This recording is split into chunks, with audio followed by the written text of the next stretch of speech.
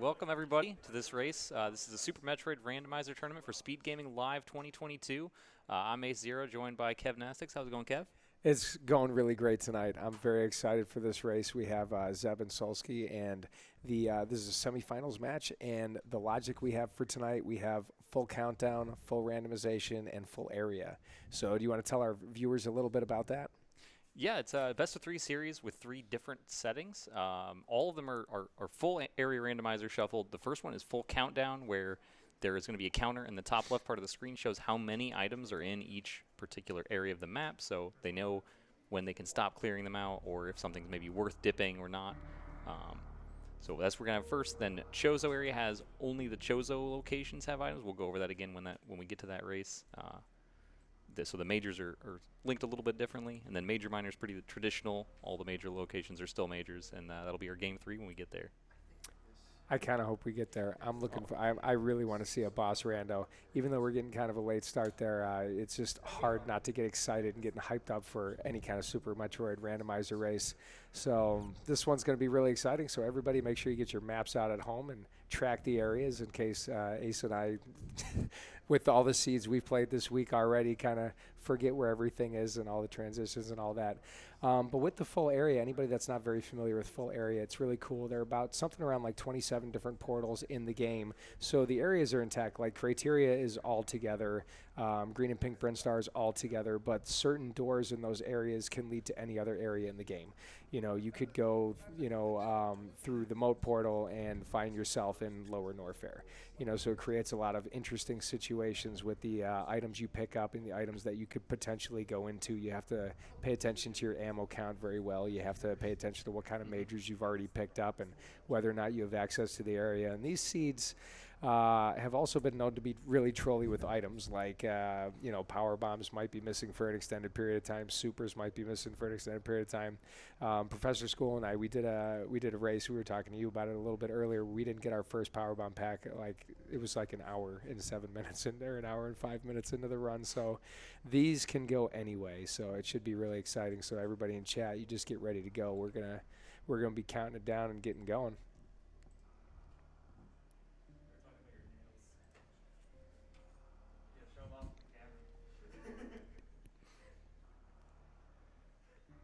All right, the seeds are synced up. Zeb looks like he's in the typical extreme concentration mode. I had the privilege of losing to Zeb in 2.5 seeds yesterday. That was a lot of fun. You know, especially when we had to re-roll game 1 when somebody tripped over the power cord and Zeb lost power to his Super Nintendo. But it was definitely really, Zeb is somebody to watch. And I'm not as familiar with Solski as Ace probably is because he comes over from the Link to the Past community, correct?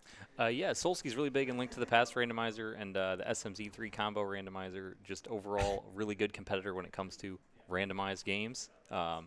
And Zeb is the same way, big in Super Metroid in general, but especially randomizer. So these guys are going to have really good handle on how to route, how to play against a component that's really skilled at the game. So we'll be interested to see how that affects their decision making, you know, what kind of plays are made based on that, understanding how good both of them are. Now, I don't want to soil Zeb's reputation here, so I want to just let the audience know that Buff Kirby is actually Solski. So the screens are not quite matched up with the runners that you see under there right now. So, you know, for the time being, that's going to be what it is. But you got to love that absolutely cursed Buff Kirby sprite.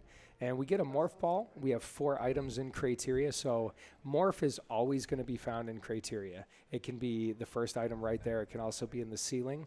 It can be where morph is found. So we got a vanilla morph location. So that's 3 outstanding majors in this area right now, and that's kind of what we're going to do. So vanilla missiles. So nothing too exciting except for the sprite. Yeah, we'll see what other majors we get and how this tends to open up. What kind of items do you like to get early on in these randos, aside from just the whole set of power bombs, missiles, and super missiles? Like, what's your favorite major to get first? You know, I think everyone has got, you know, slightly different loadouts that they're more comfortable with. In my case, I'm particularly fond of getting early charge beam makes a decision on how much ammo to pick up. A little bit easier to manage. Maybe a little bit more. Feels more like SMZ3 where ammo's not a problem because that tends to not be there. But really anything that helps you move, you kind of just really want to get something to get started. See what the hook is into the game, you know? I feel like in these areas, like when you do a full countdown, I think a lot of people are kind of don't usually do an ammo hunt too much. I think you kind of think you're going to see charge because you have this full countdown. You know how many items are there. You know, if you see 0, you can just nope out of the area. So I think there's a better feeling that with that item count that you're more likely to get charged. So I think a lot of runners will get, you know, as many supers as they can find early on until they hit that Ridley ammo and enough, you know, missiles for Mother Brain, and then just kind of hope you get charge beam, hope you find a nice beam in there.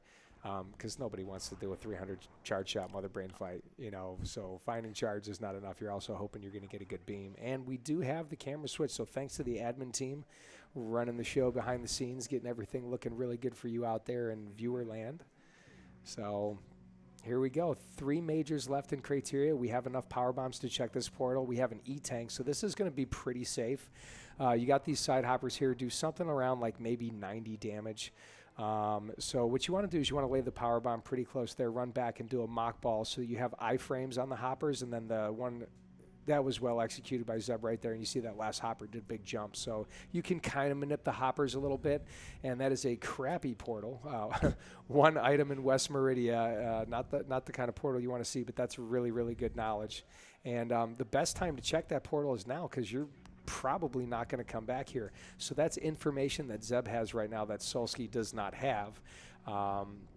So, you know, that can be pretty powerful. I've had seeds where you find Turian or you find Kraid down there. You know, like let's say that was Kraid. Kraid's a dead end. If, you know, Zeb had taken that risk and found that, and Solski could be searching for Kraid all day. But, you know, that's not the case right now. It's just kind of a dumpy West Meridia portal. So we'll see if that has any implication on the races as we go. Yeah, it certainly could. And it might just be one of those things that gives us insight on how the runners are composing their strategy, coming up with this game plan here. Solski opting not to check it with, as you mentioned, the E-tank and the extra power bombs. That maybe tells me that he's really going to be pushing item locations, trying to find the movement first, saying, I need to stay ahead of Zeb. I need to find the movement, and then I can figure out where I need to go with it once I'm, you know, moving fast and have a better loadout. That's probably a pretty good play with Zeb. What I know about Zeb is that Zeb prioritizes the portal checks. Mm-hmm. So he wants information. He wants to know where everything's going to be, and then he makes his decisions based on that. And Zeb is a really interesting runner as well because he tracks just in his brain. He doesn't write out a map, doesn't, you know, mark any kind of tracker or anything like that. So with a full area, I think that's incredibly impressive. And he did say he's done probably ballparking 500 seeds, so he just in general has a good mind for this particular kind of rando, and it's one of his favorite. So I think Solski would probably want to say, what's Zeb going to do, and I'm going to try to get ahead of that and maybe try something different. Yeah, so far forced to follow the same path up here with no real movement. We got our second major here in criteria is the X-ray scope. Doesn't really open anything. Kind of a wasted one, but they're both picking it up anyway. I mean, you could do some X-ray climbing. Who knows? You know, you get in a suitless dragon situation, and you know, maybe X-ray climb out of that. But you know, typically, if you find X-ray early, I would just pick it up because if you get charge beam and plasma, you got microwave potential right there. And who knows? Maybe you'll find yourself in Lower Norfair with only 5 power bombs, and you got an X-ray climb out of, you know, in that key hunter room there. So it could be a good item to have. But I don't think it's. I think it's fine to waste that 6 or 7 second fanfare for it early on. Oh yeah, absolutely.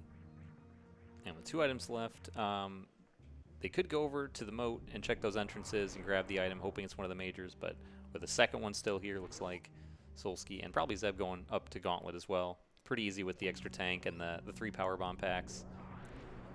The power bomb packs are really good because if you only have 5, you can check the item, but unless it's something that'll blast you through, you can't get back out. So 15 is pretty good to go check Gauntlet. I would definitely do it. It also has implications for later on if we don't ever find Ice Beam. It's going to help with the Metroid rooms, and without bombs, I like to have 15 or more power bombs for sure, just in case I don't find bombs. We got Grapple Beam, so I like that. I love Suitless Meridia, and I think Grapple Beam is the coolest beam in the game. There's so many swag strats you can do with it, and it has so much utility as far as farming and getting from one area to the other. It opens up a couple areas that you wouldn't be able to get to unless you had bombs or space jump or something like that. So I think Grapple is an extremely good item to find early on, and I'm happy to see that already. If I see high jump boots and ice beam, I'm going to lose my mind because Suitless Meridia would be a thing by then, but I don't want to get ahead of myself. Yeah, it definitely makes Suitless Meridia better, and it makes, well, speaking of Suitless Meridia, we got a Spring Ball too. That's that's gonna another help too. Suitless. Yes, let's go. We're quite, getting the kit. Not quite the most useful without high jump boots. Still, that's not a Meridia you're going to want to do much in, but definitely helpful. But I was going to say Grapple Beam also helps a lot with Norfair as well. Those heated rooms, being able to farm with Grapple just makes it so much smoother in a lot of places. So Solski not forgetting the Terminator item, very smart.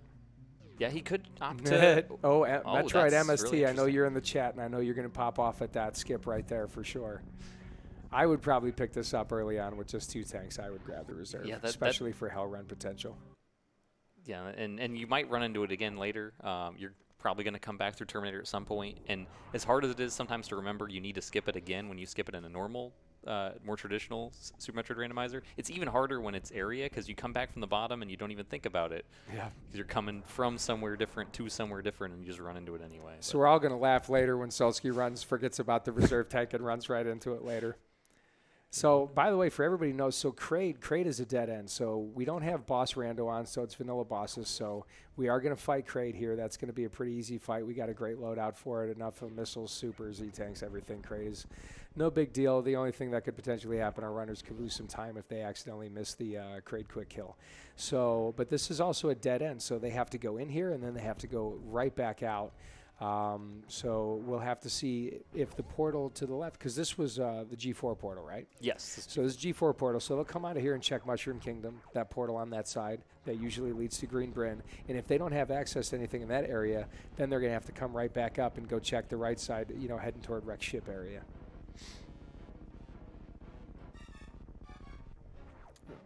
Oh, did they both do a pea shooter? Great crook hill. Nice done by Solski right there. Yeah, Zeb with a little different setup. That's an interesting position. Most of the runners tend to stay a little bit further forward to get the setup here.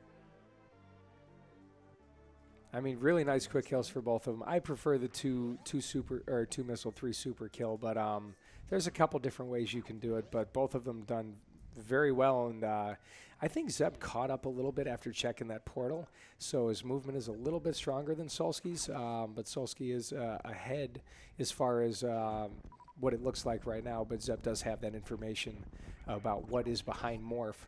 So it'll be interesting to see where the portal leads to the left of G4, and then whether or not that will affect Solski's decision. Although I would assume if they can't go that way, he would also go toward Wreck Ship area because it's a long trek to go back down behind Morph.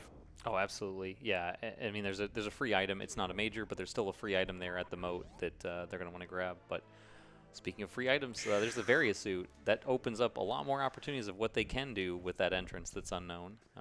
Now, I'm hoping even more now for Suitless Meridia because there's not going to be a chance that we're going to find 2 suits really, really close.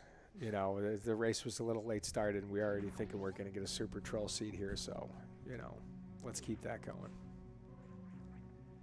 But Varia is a really good find as far as lowering your stress in an area rando because, you don't need to worry about taking extra damage if you happen into a heated room. And we have Red Brinstar.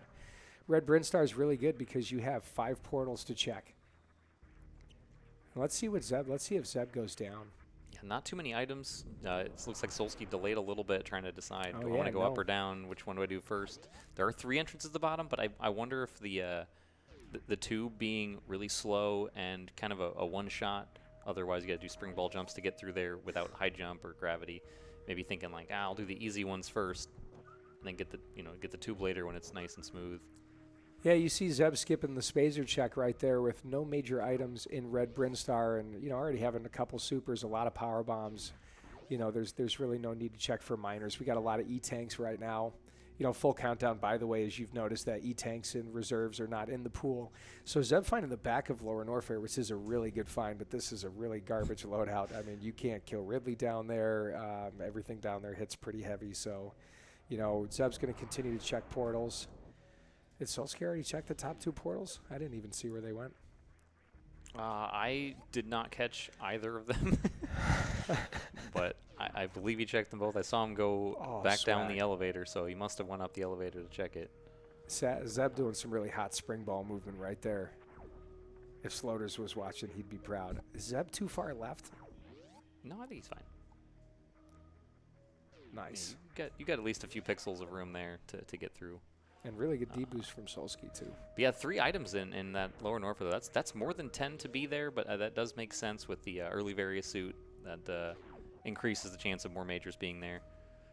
It's not quite as heavily gated.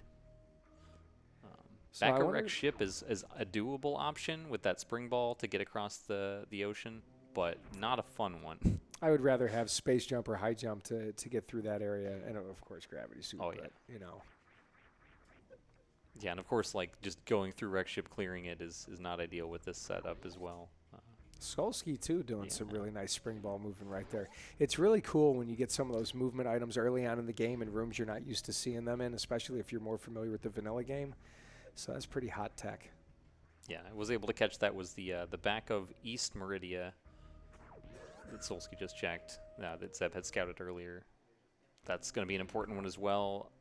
So some of these entrances are really interesting. The East Meridia and Lower Norfolk in particular seem to very often, and Wreck Ship as well, they're only 2 entrances, and if one of them's a dead end, it's something you need, especially like, say, Turian, which we haven't seen yet. You got to go all the way through to find Turian, and if you do it too early before you've killed all the 4 bosses, all the G4 bosses, then you got to go all the way back, then all the way back through later once you've completed all the bosses. It can be really difficult to do that and not lose a ton of time. So that's probably why we didn't notice, we didn't notice where Solski was going, because we had a Red Bryn portal that went back to Red Bryn.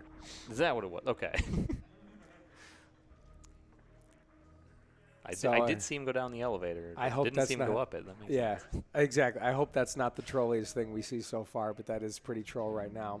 So it'll be interesting to see where the runners go. I think we're going to see him go right toward Wreck Ship, and that looks like where Solski's headed. I'd be surprised if he checks behind Morph, but it's not a bad thought, sending a message to those pirates there. I guess if you're out of missiles, use supers. I think I would have just tanked the damage and run through them. You got a ship save coming up.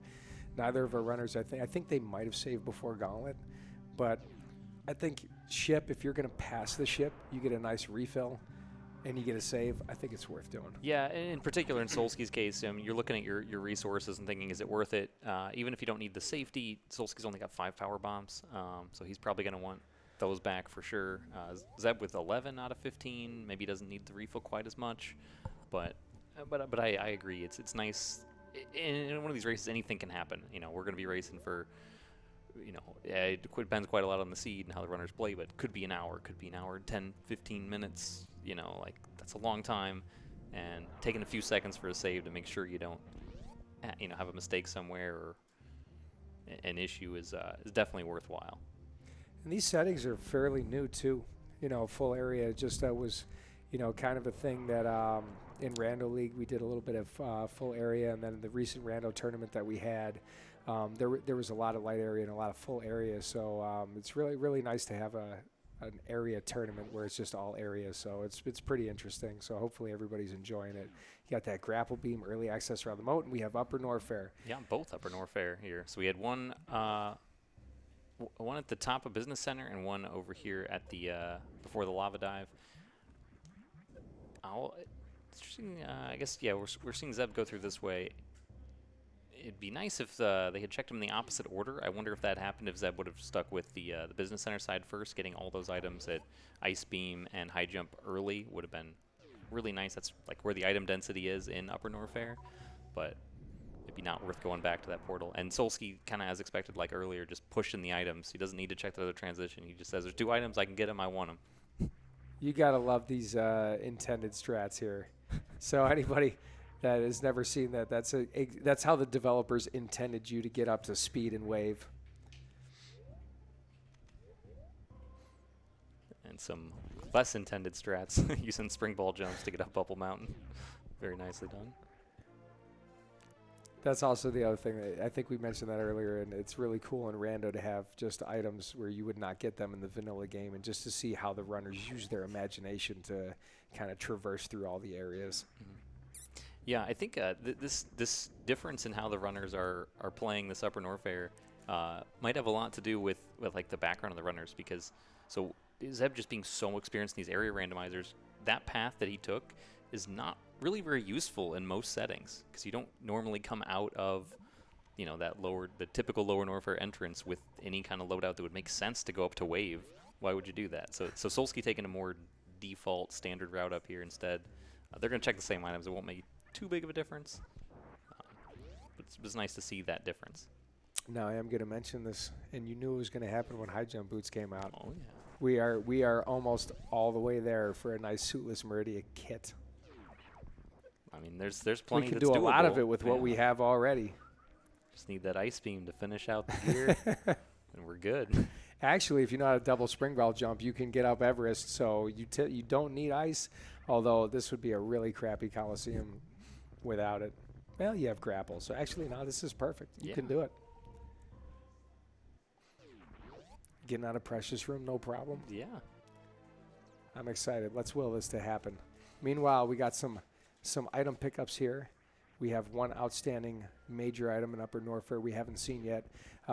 Pretty sure looking at the way Zeb is going, Zeb's going to do just what Solski's doing now, but when he comes out, he's going to damage boost off that waiver to get to that Upper Norfair reserve item, and then we're probably going to see both runners go to high jump boots areas. It's pretty dense there. You have 3 items in the high jump boot location, and then 2 more at ice, which they'll probably ignore if they find a major, at someplace else first. Yeah, they might also opt to go down and check the Crocomire transition first, and then come up through the Crocomire escape and grab that item on the way, which is nice if you think, if you're still missing that major. Scouting that from the other side feels really bad, especially when you don't have speed booster and you have to go back around the other way. So I wouldn't be surprised if we saw that. It pushes off the dense area a little bit longer, but with a little bit safer opportunity to get every item here without getting really punished.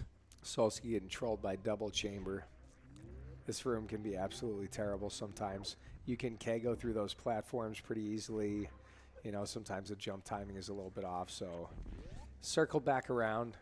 Going to get these, was this a super pack? Get a super pack there.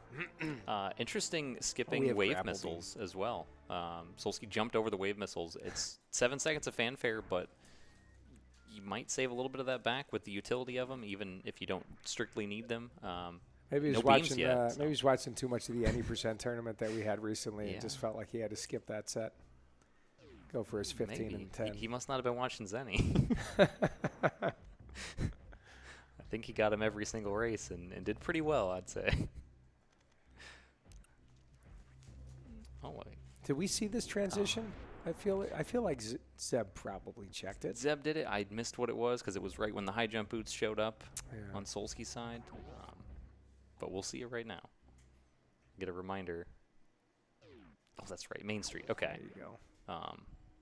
And Solski not getting baited into going down, just being really aggressive, checking that the other transition down by the map station, which is good for him. Honestly, if I was racing Zeb, I would just decide to just YOLO Meridia right now.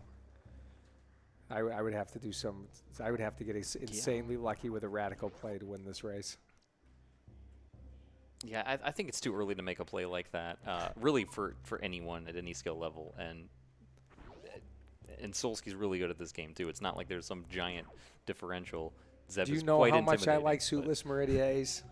I apparently not. I'm learning right now.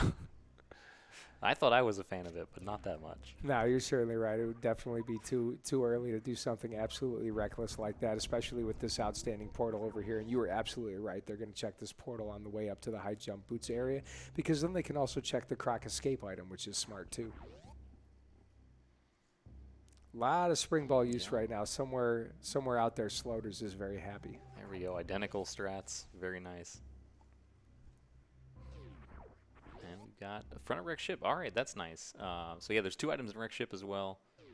And there's no reason not to at least do the first couple checks and do Fantoon. If they don't want to commit to the entire ship clear, that's an option.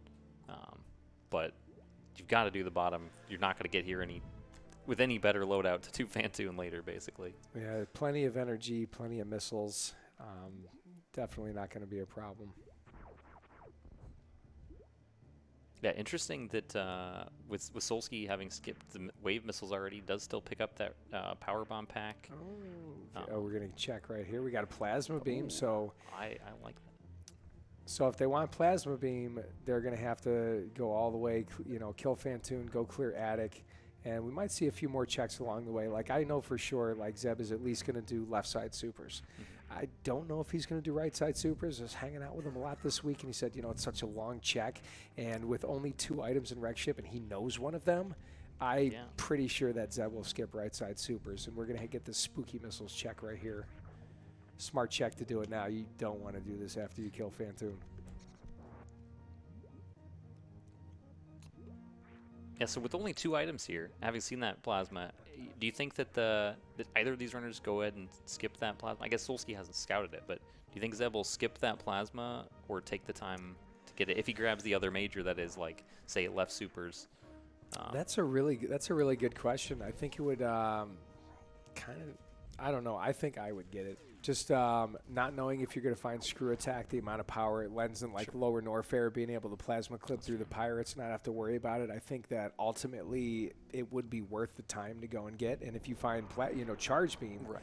And like I feel like Zeb's the kind of runner who banks on charge. I don't know much about Solski. Solski's not picking up a lot of ammo. Zeb's picked up more ammo than him, so I think Solski would definitely go up and want to get that plasma beam, and because it looks like he's banking on charge.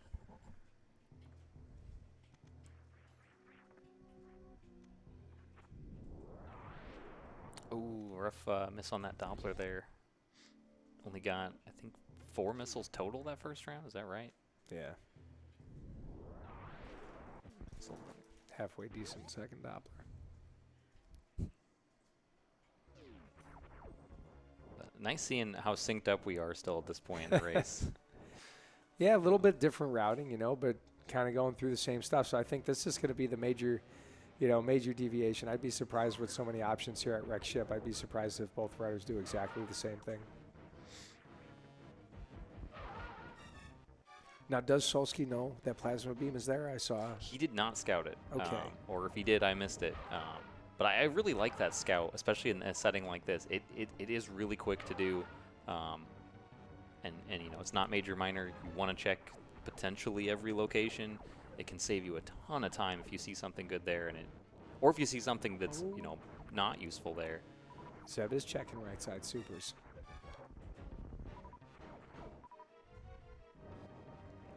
I would. Yeah, there's still quite a bit that would be helpful. I mean, no charge, no gravity.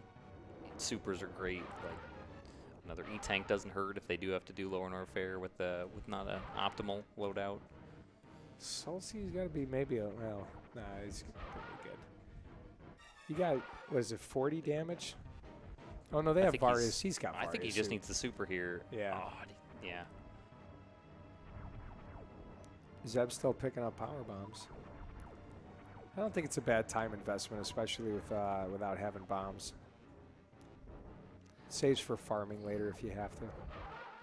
At this point, I think it might be a little bit excessive. 30's a bit much. But especially with the free refill of power bombs on the way to Torian, so whatever ammo capacity you have when you go into Torian with these area randomizers, just because it might be really tedious to get back to the ship, it gets refilled automatically. So not a big chance they'll have to farm anywhere before then, but only a few seconds anyway. So Zeb is definitely leaving Wreck Ship right now. Probably going to go back to the upper Norfair high jump boots check. And if he doesn't find anything there, well, there's 2 portals to check when you get there that we haven't seen yet. And then if there's nothing good there, I guess you could always go back to Wreck Ship and see what the back of Wreck Ship looks like. I don't know. Yeah, but you can't get to it very easily because it's a croc. You have to go all the way around Cathedral, which I guess if the major's there in Cathedral would be fine, but if you get the major at high jump, the one that's still remaining here in Upper Norfair, then you're just going to be really, really abandoning that other major. Well, we did see back at Wreck Ship. Yeah, it was in one of the Red Tower entrances. So we saw it, it's not the worst thing to get to, but you still have to go through the back of wreck ship. Those Forgotten Highway rooms are pretty slow.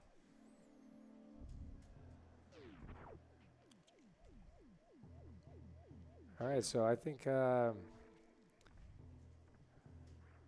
would check ice. I would check ice and Crumble Shaft. We also have Cathedral is outstanding too, right? Yep, So that's right. Yeah, so we have 3 items left in Upper Norfair to check for that 1 major and 2 portals at the top of the Upper Norfair elevator. I wonder if Zeb intentionally picked up that reserve tank. I mean, you could potentially, you could do a... Wait, why would you do that? I don't know, maybe he just likes a lot of energy. Yeah, maybe just thinking, you know, worst case, I skip Plasma. I might have to face tank some Key Hunters in Lower Norfair. I might have a really bad Ridley fight that I don't want to have to farm health for, so want to have some cushion for some damage. Yeah, things can go bad really fast. I like Sing Charge. Maybe going to, he's rolling his eyes right now, maybe going, you know what, maybe I should have gotten that plasma beam. Yeah, with charge and X-ray, that's pretty much as strong as you get for most things. Obviously, the other beams do extra damage, but you can microwave Dragon in one cycle with or without ice and wave. Just makes it a little easier to have them.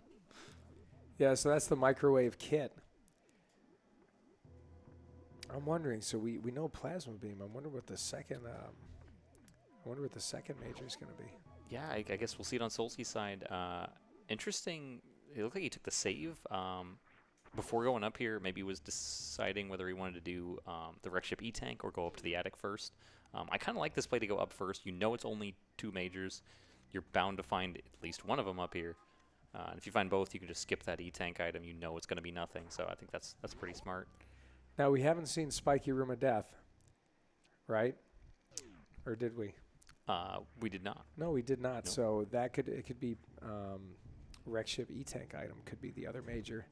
And we're not getting a Sky Missiles check. We don't have any way to get there. So it is possible we might not see this second major. There we go. Zeb having just a little bit of trouble with this lava dive. He's seen the other Upper Norfair entry. Way to do it. But gets through a second try. Another nice reason to take the cushion of E-tanks. So you can afford to make a mistake like that in LN, and it's not the hardest trick, but it goes wrong sometimes. It's still pretty precise. That was pretty cool from Solski, by the way, doing that spring ball jump to get up on top of that platform. See, I speedrun the game. I forgot about intended strats. I forgot all about those platforms.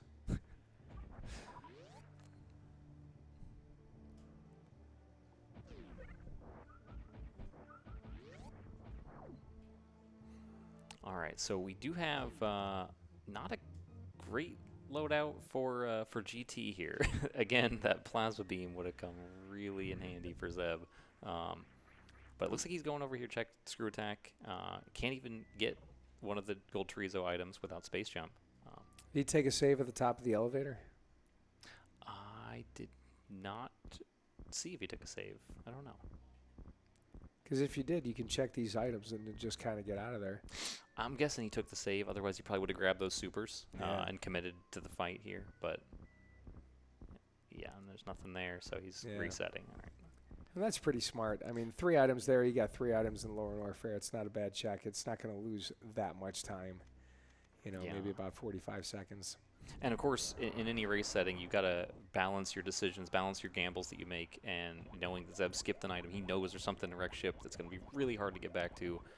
You can't just keep skipping majors or else you're not ever going to find anything.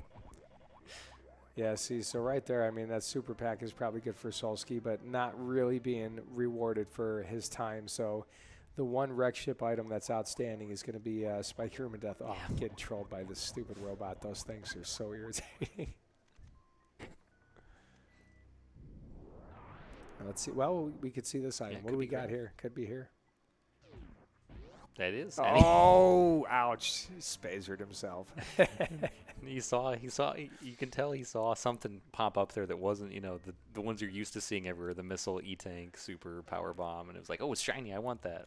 He tried to avoid it, But anybody that doesn't know that, so if Solski wants to have plasma beam, he's got a menu and turn off spazer. Might just want to keep spazer. It's a fun beam. I imagine we'll see it at the nearest elevator. Maybe maybe if he gets, I don't know. I like Zeb using missiles on those pirates right there, or those those pirates, just to save some supers so that there's less farming time when he gets down to Ridley. I think that's smart. Yeah, absolutely. That's a good strat. And is going to check Mickey Mouse or generic road, whatever you want to call it. Yeah, with Spring Ball, it's not too bad. You can play it safe and just bounce your way back up. You don't have to worry about falling down there. And we are getting now, if this is like something like, oh, he's just doing. Yeah, it's just going to the portal. God, why not? Because we found the second major in Wreck Ship. Yep, Plasma and Spazer. Yeah, Spazer. Conveniently packaged together. So actually, that kind of works out for Zeb, because Zeb, it looks like the seed is being very good with supers. So I don't think Zeb is going to have to worry too much about getting the ammo count that he needs. I mean, it's looking good so far, because we already have 35 supers and 45 missiles 32 minutes in. So that might not hurt Zeb that much. We'll see if that plasma pickup from Solski ends up paying off later. Yeah, I think if Zeb gets a decent number more supers and maybe like wave and ice beam, I think he'll be okay. But just the pea shooter with charge, if he needs to use that for any substantial amount of damage on Mother Brain, or even if something were to go wrong on Ridley somehow, that would be pretty unfortunate. By the way, I like that reset. We saw that Zeb reset the room right there to make sure that the key hunters were in a good location so they doesn't take any unnecessary damage, because he missed the shot into the floor on the way in the room. So very good heads-up play by Zeb. Nice catch. I saw that, and I was not sure what the reasoning was for that. Thank you for explaining. Yeah, especially with this low energy, those key hunters hit pretty hard. I think it's 50 damage per key hunter, so that can add up really fast. Oh, getting hit by those Tuskegee. I didn't realize Solski hadn't scouted the Meridia tube there. That was the other side of Wreck Ship, so that was really fortunate. So that's actually really good for him, especially with his gravity suit right here. He's going to be on his way to. That's really nice of how that worked out, that he was able to leave Wreck Ship and get here a little bit faster. Here. Yeah, that actually puts Zeb. Well, actually, with Solski having plasma beam and charge, I think this puts Solski potentially ahead at this point. Solski is missing that charge, though, is the only problem. Oh, he is missing the charge. Yeah, okay, he didn't so leave the Zeb front only ship. He's got speed. He's going to get the speed and whatever the other major is back here, he's going to get in the back. So he is going to get to skip the GT Scout. He doesn't know what's at the front of Lower Norfair, though. So he might do a reverse acid dive and head his way over there and find out it's just back to Upper Norfair, which doesn't... I guess that helps him get his charge beam. This is pretty interesting. Wait, where was charge that Solski missed it? Was it a high jump boots area? Crumble Shaft? It was Crumble Shaft, right? That's right. Actually, Crumble Shaft might even be a place that he'll never check. It's possible. Yeah, he might just commit to miners and just grab whatever the closest items are and just try to push miners the rest of the way. Which would be sad, because we're 1/3 of the way to a full beam, more than 1/3 of the way to a full beam combo here. Yeah, I think he's still too far away to do that. With half of Upper Norfair already cleared, he already did all the Bubble Mountain stuff. I think that's unlikely. But look at how many item checks you have in Meridia. How many potential item checks? I know a lot of them are slow. I wonder if he goes back to get the charge beam. Yeah, good really fight by Zeb2. I suspect that he will.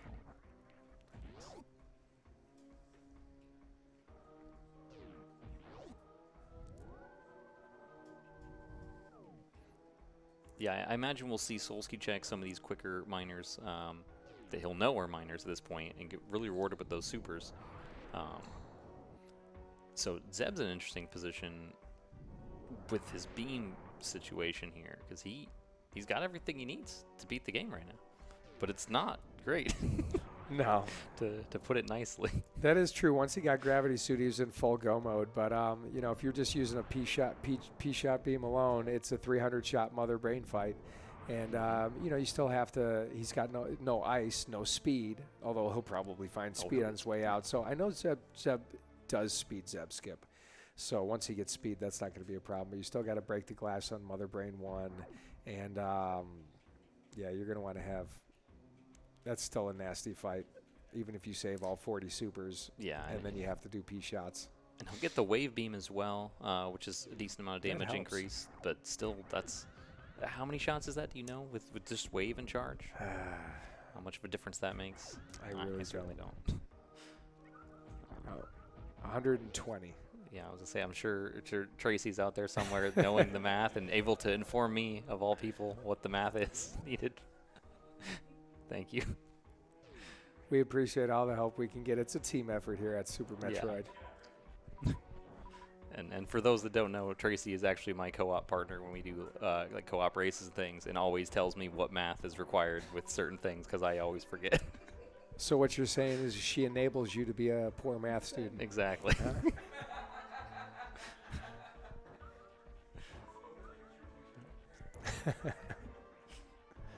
I would do the same thing. I don't blame you.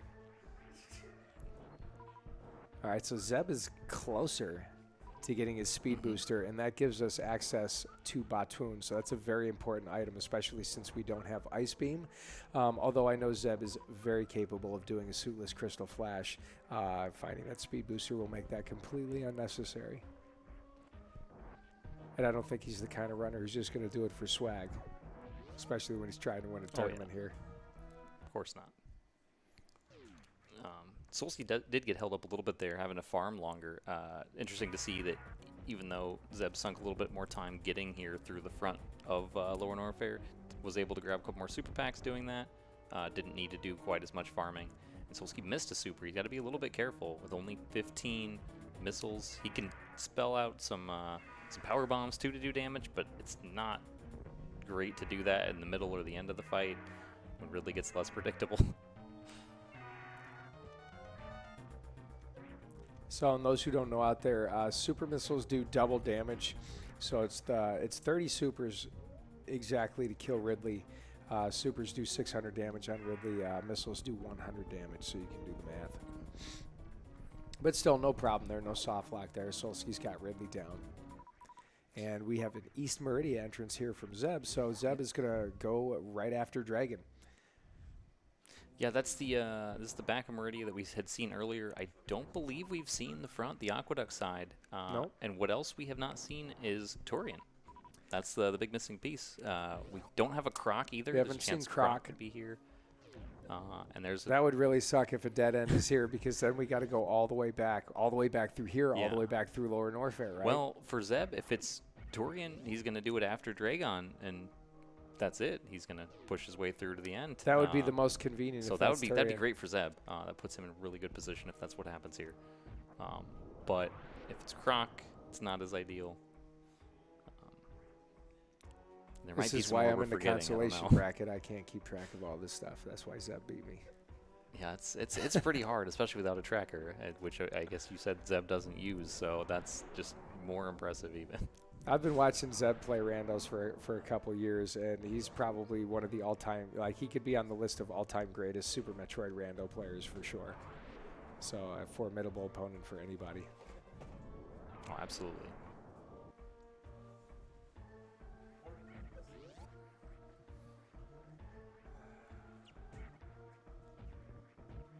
So probably a good idea for Zeb to farm right here.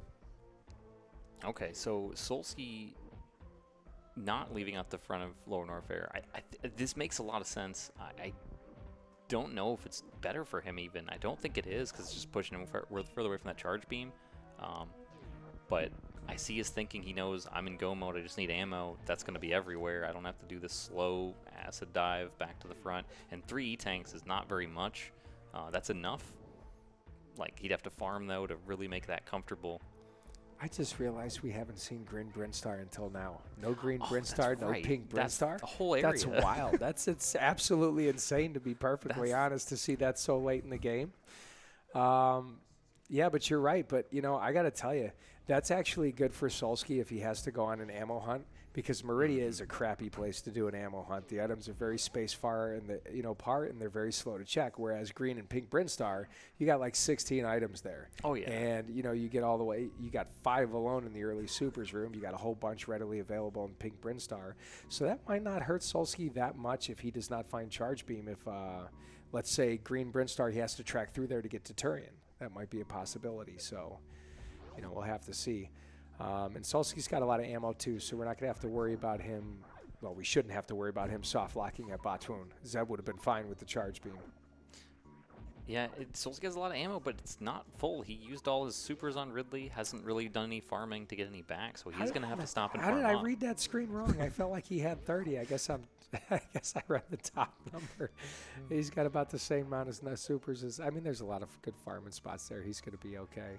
Yeah, and he's going to still check more locations. He's going to check the aqueduct, grab those items first. You know, he might even opt to go through one of the sand pits looking before to prevent himself from having to farm for Batoon. If you're going to farm, you might as well just find more ammo that you need anyway, or maybe find the major. But we'll see exactly how he chooses to take this on.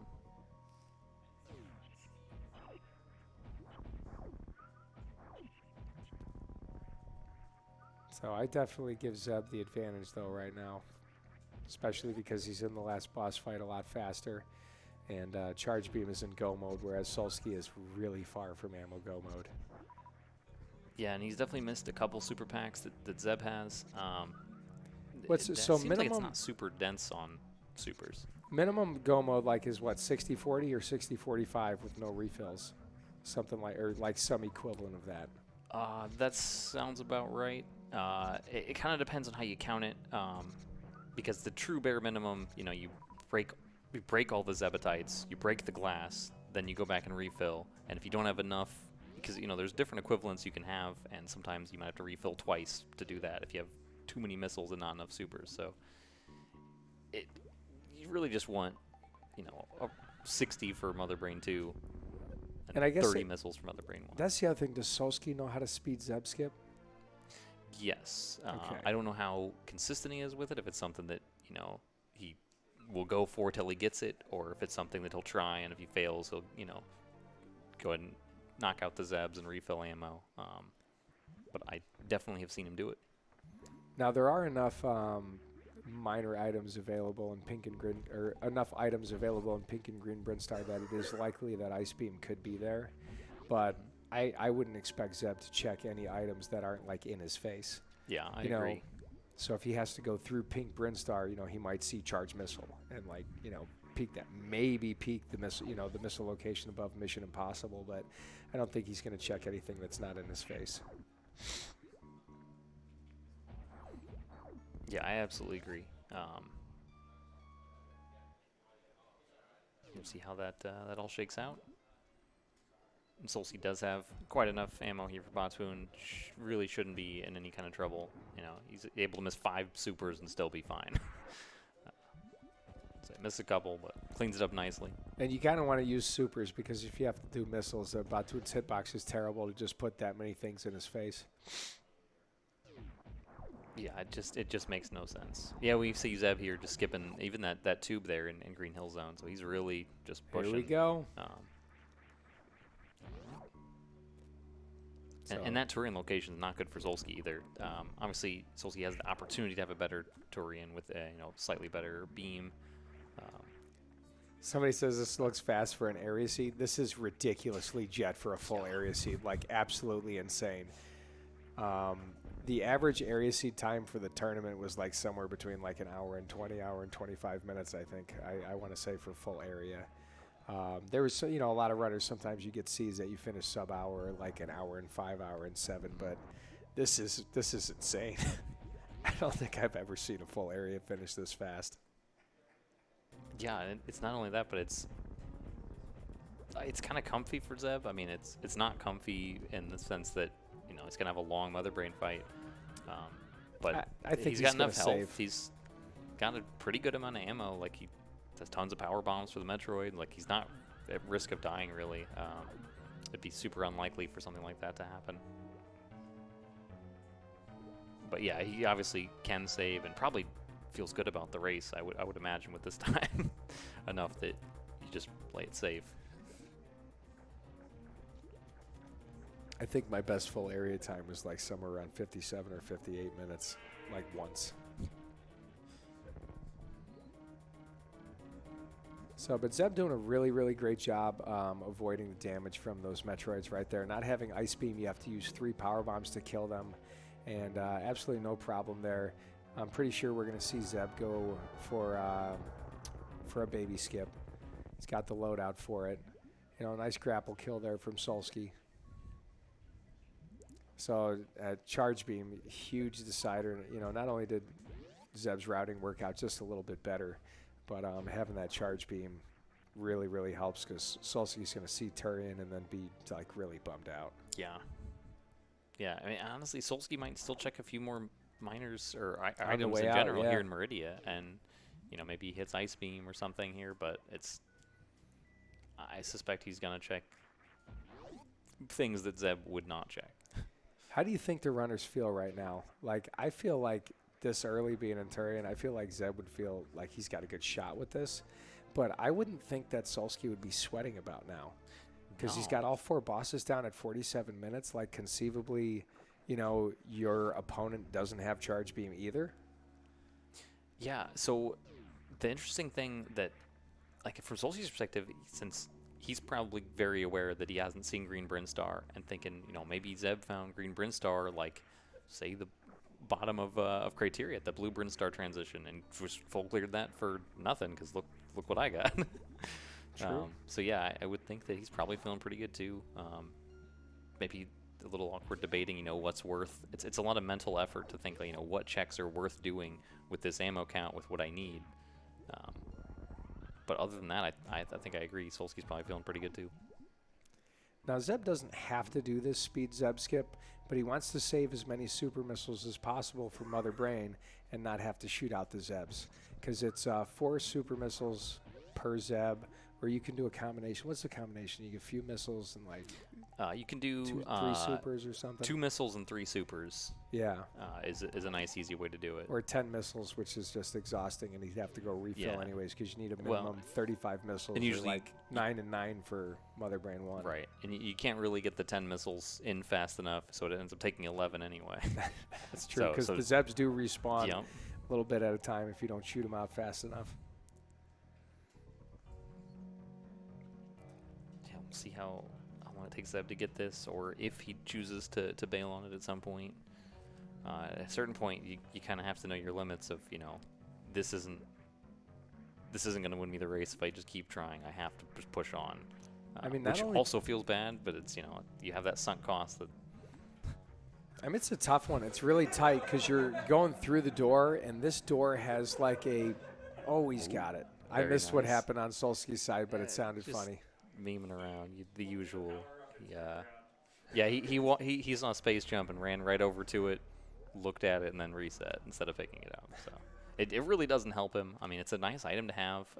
With certain loadouts, it can be really helpful, but with speed and high jump and both suits, kind of isn't. So I think Zeb should be okay here. He's experienced enough a runner, shouldn't have trouble, but can't take too much damage from Mother Brain. Has probably at least 1 full reserve. We know he did pick up 2 reserve tanks, but I'm not sure how full they are. Yeah, so they do refill with your health entering Turian. So yeah, since it's area randomizer, it refills all your ammo and all your health, including any reserves, as soon as you go down that elevator. So those are both full. Looks like Zeb taking a strategy of probably counting his shots, and when he gets to a certain point, going to use missiles and supers so that the last phase can be 15 supers to finish off the catch-up phase to get through that a little faster.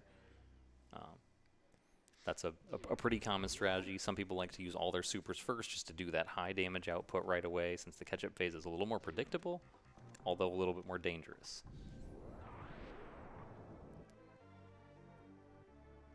Good bounce here. This is a really solid fight from Zeb right now. Trying to land in the middle of those hamburger explosions right there because it, ooh, nice dodge. Well executed.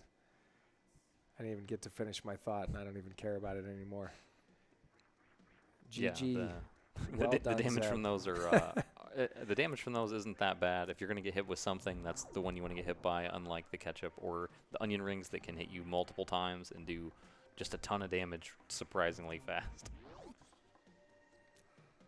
Yeah, Solski now, understanding the full implications here of, the full implications of this ammo hunt, and that just, Professor School is happy somewhere. We get to free the Decora. Come on, no, free the bird, man. Come on. I learned that you cannot do that in these seeds because as soon as you break it in this That's randomizer, true. it does not reform. That's a soft lock prevention. Well, because imagine in a full area, if you get here with speed, you accidentally fall down, you have 0 E-tanks. Yep. So I think that's a decent soft lock prevention. Yeah, it's one of those things that, speaking to Glove earlier, is apparently not actually a soft lock, but it's hard enough to get out that it might as well be. You have to be pretty fast with your wall jumps to get high enough to not, or to maintain your damage there. Yeah, and this is the point where Solski might be kicking himself for skipping missiles earlier. Now he's thinking, I got to pick them up. I need miners. Not that it has made the difference or would have made the difference, but it still feels bad. Still, I think the seed was read really well by Solski. It's just sometimes the checks you decide to skip or the checks you decide to do, you can say they're smart checks, but if they don't pay off, they don't pay off. You just kind of read the information with where you think the seed is sending you, what item loadout you have, and I think when you get to like a semifinals in a tournament, you have to make some choice skips. You have to just say, yeah, I'm going to skip this. It's too out of the way, and you take a gamble.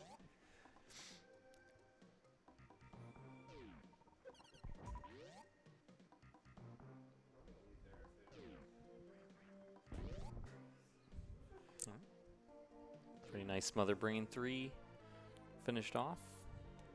We just got an escape and well under that hour mark here incoming from Zeb. Pretty ridiculous. Yeah. Looks like it's going to be a high 54. It takes a little over a minute to finish the escape. We got all the good movement items for getting out of the escape really fast.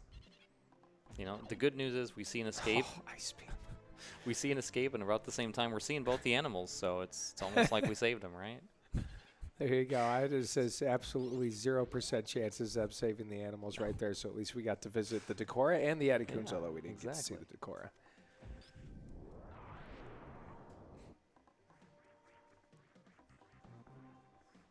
Oh, that ice beam. Yeah, So Solski we get to see where the top of Green Bryn goes. Yeah, we didn't see get the to last see transition. that before. Yeah. It's going to be Croc. I think that's has to be, unless there's two. Unless there's one or two we missed. I guess it could be, if we missed another one, I don't know if we saw all of them in West Meridia. That's true. It could be this is West Meridia. There you go. And the other West Meridia is Croc. So. Yep. And there's the finish And from Zeb. GG Zeb. GG.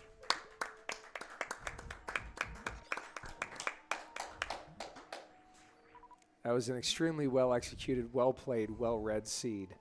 I'd say the biggest snafu that Zeb had was speed Zeb skip. Yeah, it really was. Other than that, like literally everything else was just played, executed extremely with extreme high proficiency and well-read seed. So GG Zeb, well done. And I think Solski read the seed, played the seed very well. It just not having charge beam, it just didn't work out in his favor. So see how much more Solski decides to play here. And the game 2 logic that we're going to have is Chozo, full area, and vanilla bosses. And I think Chozo, some people don't like Chozo. I really enjoy Chozo a lot. I really do. It's got some good variants that you don't see in other rando categories because of, these are the, where your finish the game items are going to be.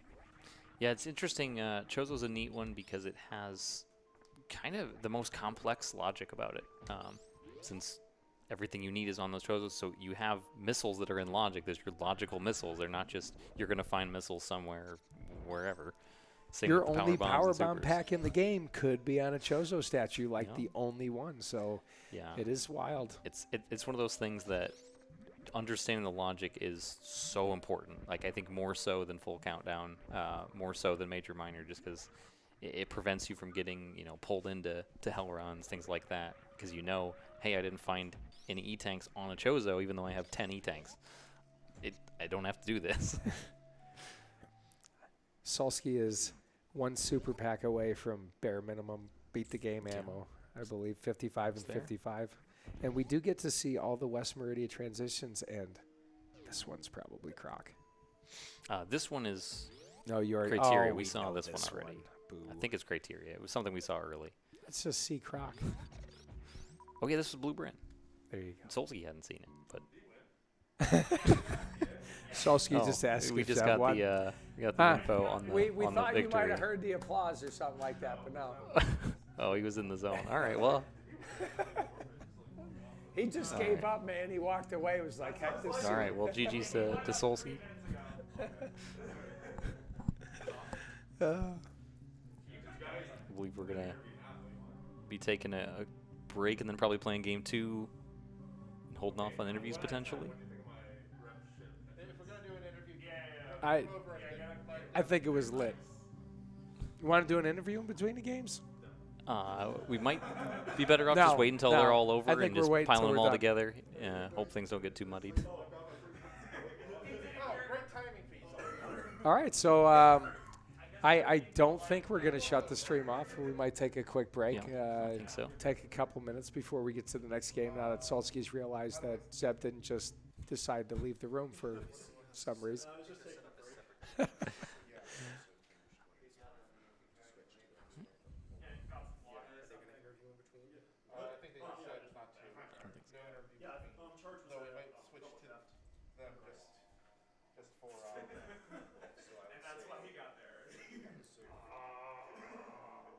Sounds good. I'm going to step out for just a few moments while we I'm get gonna ready do for the the same as second well. game. I'm Yep. going to fill my water bottle up.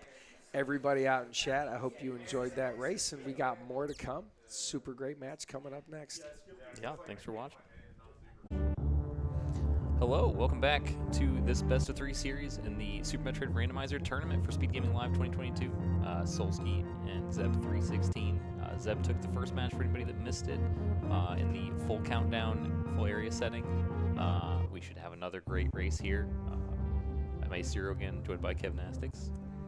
You excited for this race? I'm super excited. It's good to be here with you, Ace.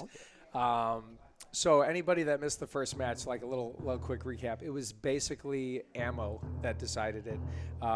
Zeb found charge beam, Solski did not, and that was kind of the biggest, thing Solski had to go in an ammo HUD. Zeb was a little bit ahead anyways, but a very, very good match. Runners both made really good decisions, played very, very well. And I am excited for Chozo. Like you were saying before, Chozo is one of the most complicated logics. You really have to know the logic because all the finish the game stuff is on the Chozo statues. And anybody that doesn't know what the Chozo statues are, there are a bunch of Chozos laying around. They're holding eggs or they're holding items. And those are the ones that are going to have your logical power bombs, your logical supers, your logical missiles. E-tanks, I think it's 3 E-tanks in a reserve or 2 E-tanks in a reserve, something like that. And kind of makes Meridia suck as far as checking for items because there's not a lot of Chozos in Meridia. Now, what are the non-Chozo Chozos? Because there are a couple of those. Yes. So you're saying that there are some items that are not physically in a Chozo statue, but still count towards that. Yeah, are they like the boss rewards, like yes. the right side supers, the Ridley E-tank? What about Terminator or Morph Ball? Yes. So Ridley E-tank, Terminator Morph Ball or not, which is why Morph Ball is always just Morph Ball. Just Morph Ball. That one's always vanilla in this case, since you can't get to any Chozo statue without Morph Ball. Think about it. But yeah, behind Ridley is one, and there's definitely other ones I'm not thinking of. The Kraid E-tank, or sorry, not Kraid E-tank, but the Various suit behind Kraid. So thinking your boss progression still has one. That's why those are distinct. That's why I was thinking right side supers might be one. Yeah, that's basically the behind Fantoon item, if you want to think of it that way. But yeah, we can talk more about that when these things come up. We can talk about which ones are or aren't in logic as we get underway and find some of these items. Sounds good. Well, whenever the runners are ready to go, there'll be a countdown here, and we'll get started. Again, we have Zeb316 versus Solski in Game 2 of the Super Metroid Rando semifinals.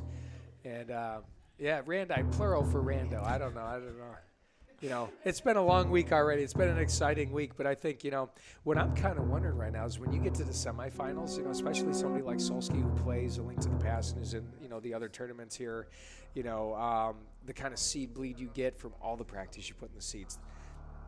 Seeds going from one back-to-back and the other. And with full area, you know, I know my trouble I have sometimes is when I play a second seed right after the first one, I'll get confused with where my transitions lead, or I'll forget like, oh, I don't have bombs. I had bombs in the last seed. I don't have bombs. What the heck am I doing?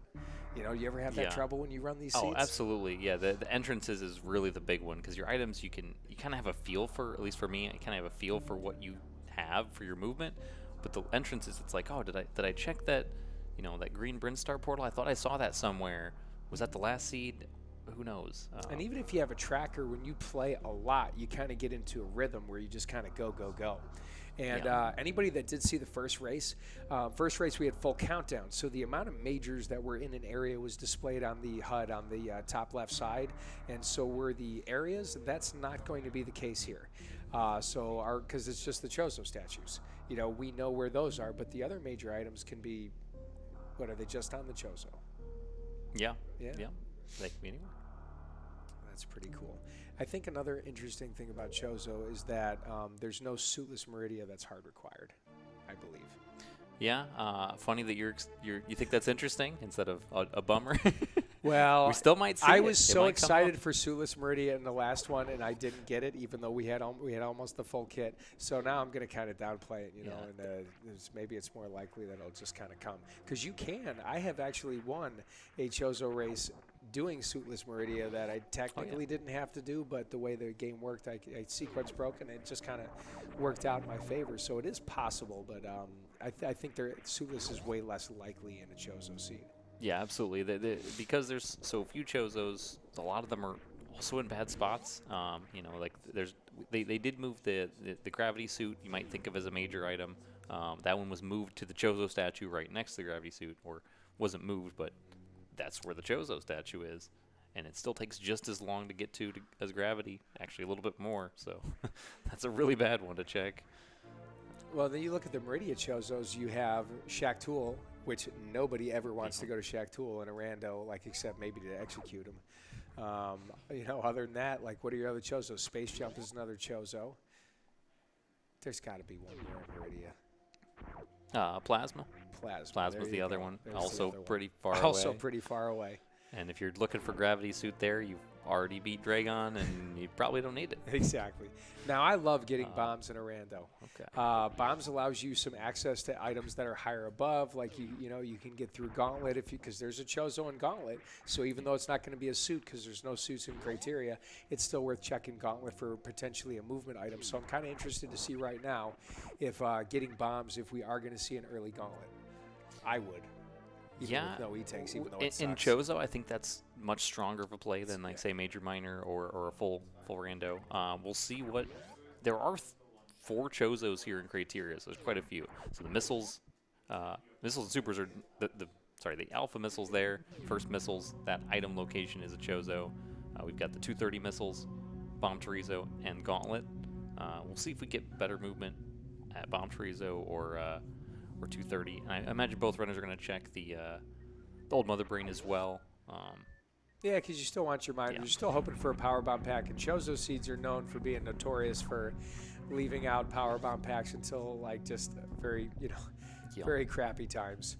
The other thing I like about Chozo is a lot of the checks that you kind of hate doing in a lot of randomizers because they take a long time, like Waterway or having to go all the way down to Eddie Coons, Billy Mays. You can just ignore those completely because they're not Chozo. You're not going to really find anything you want, because it's not going to be your first intended pack of supers or your first intended pack of power bombs. You might get lucky, and grab one, but it's not going to be the intended one. So, but I think for the most part, you can skip some of the more longer and more irritating checks. But then you have Shaq Tool, which is long and irritating.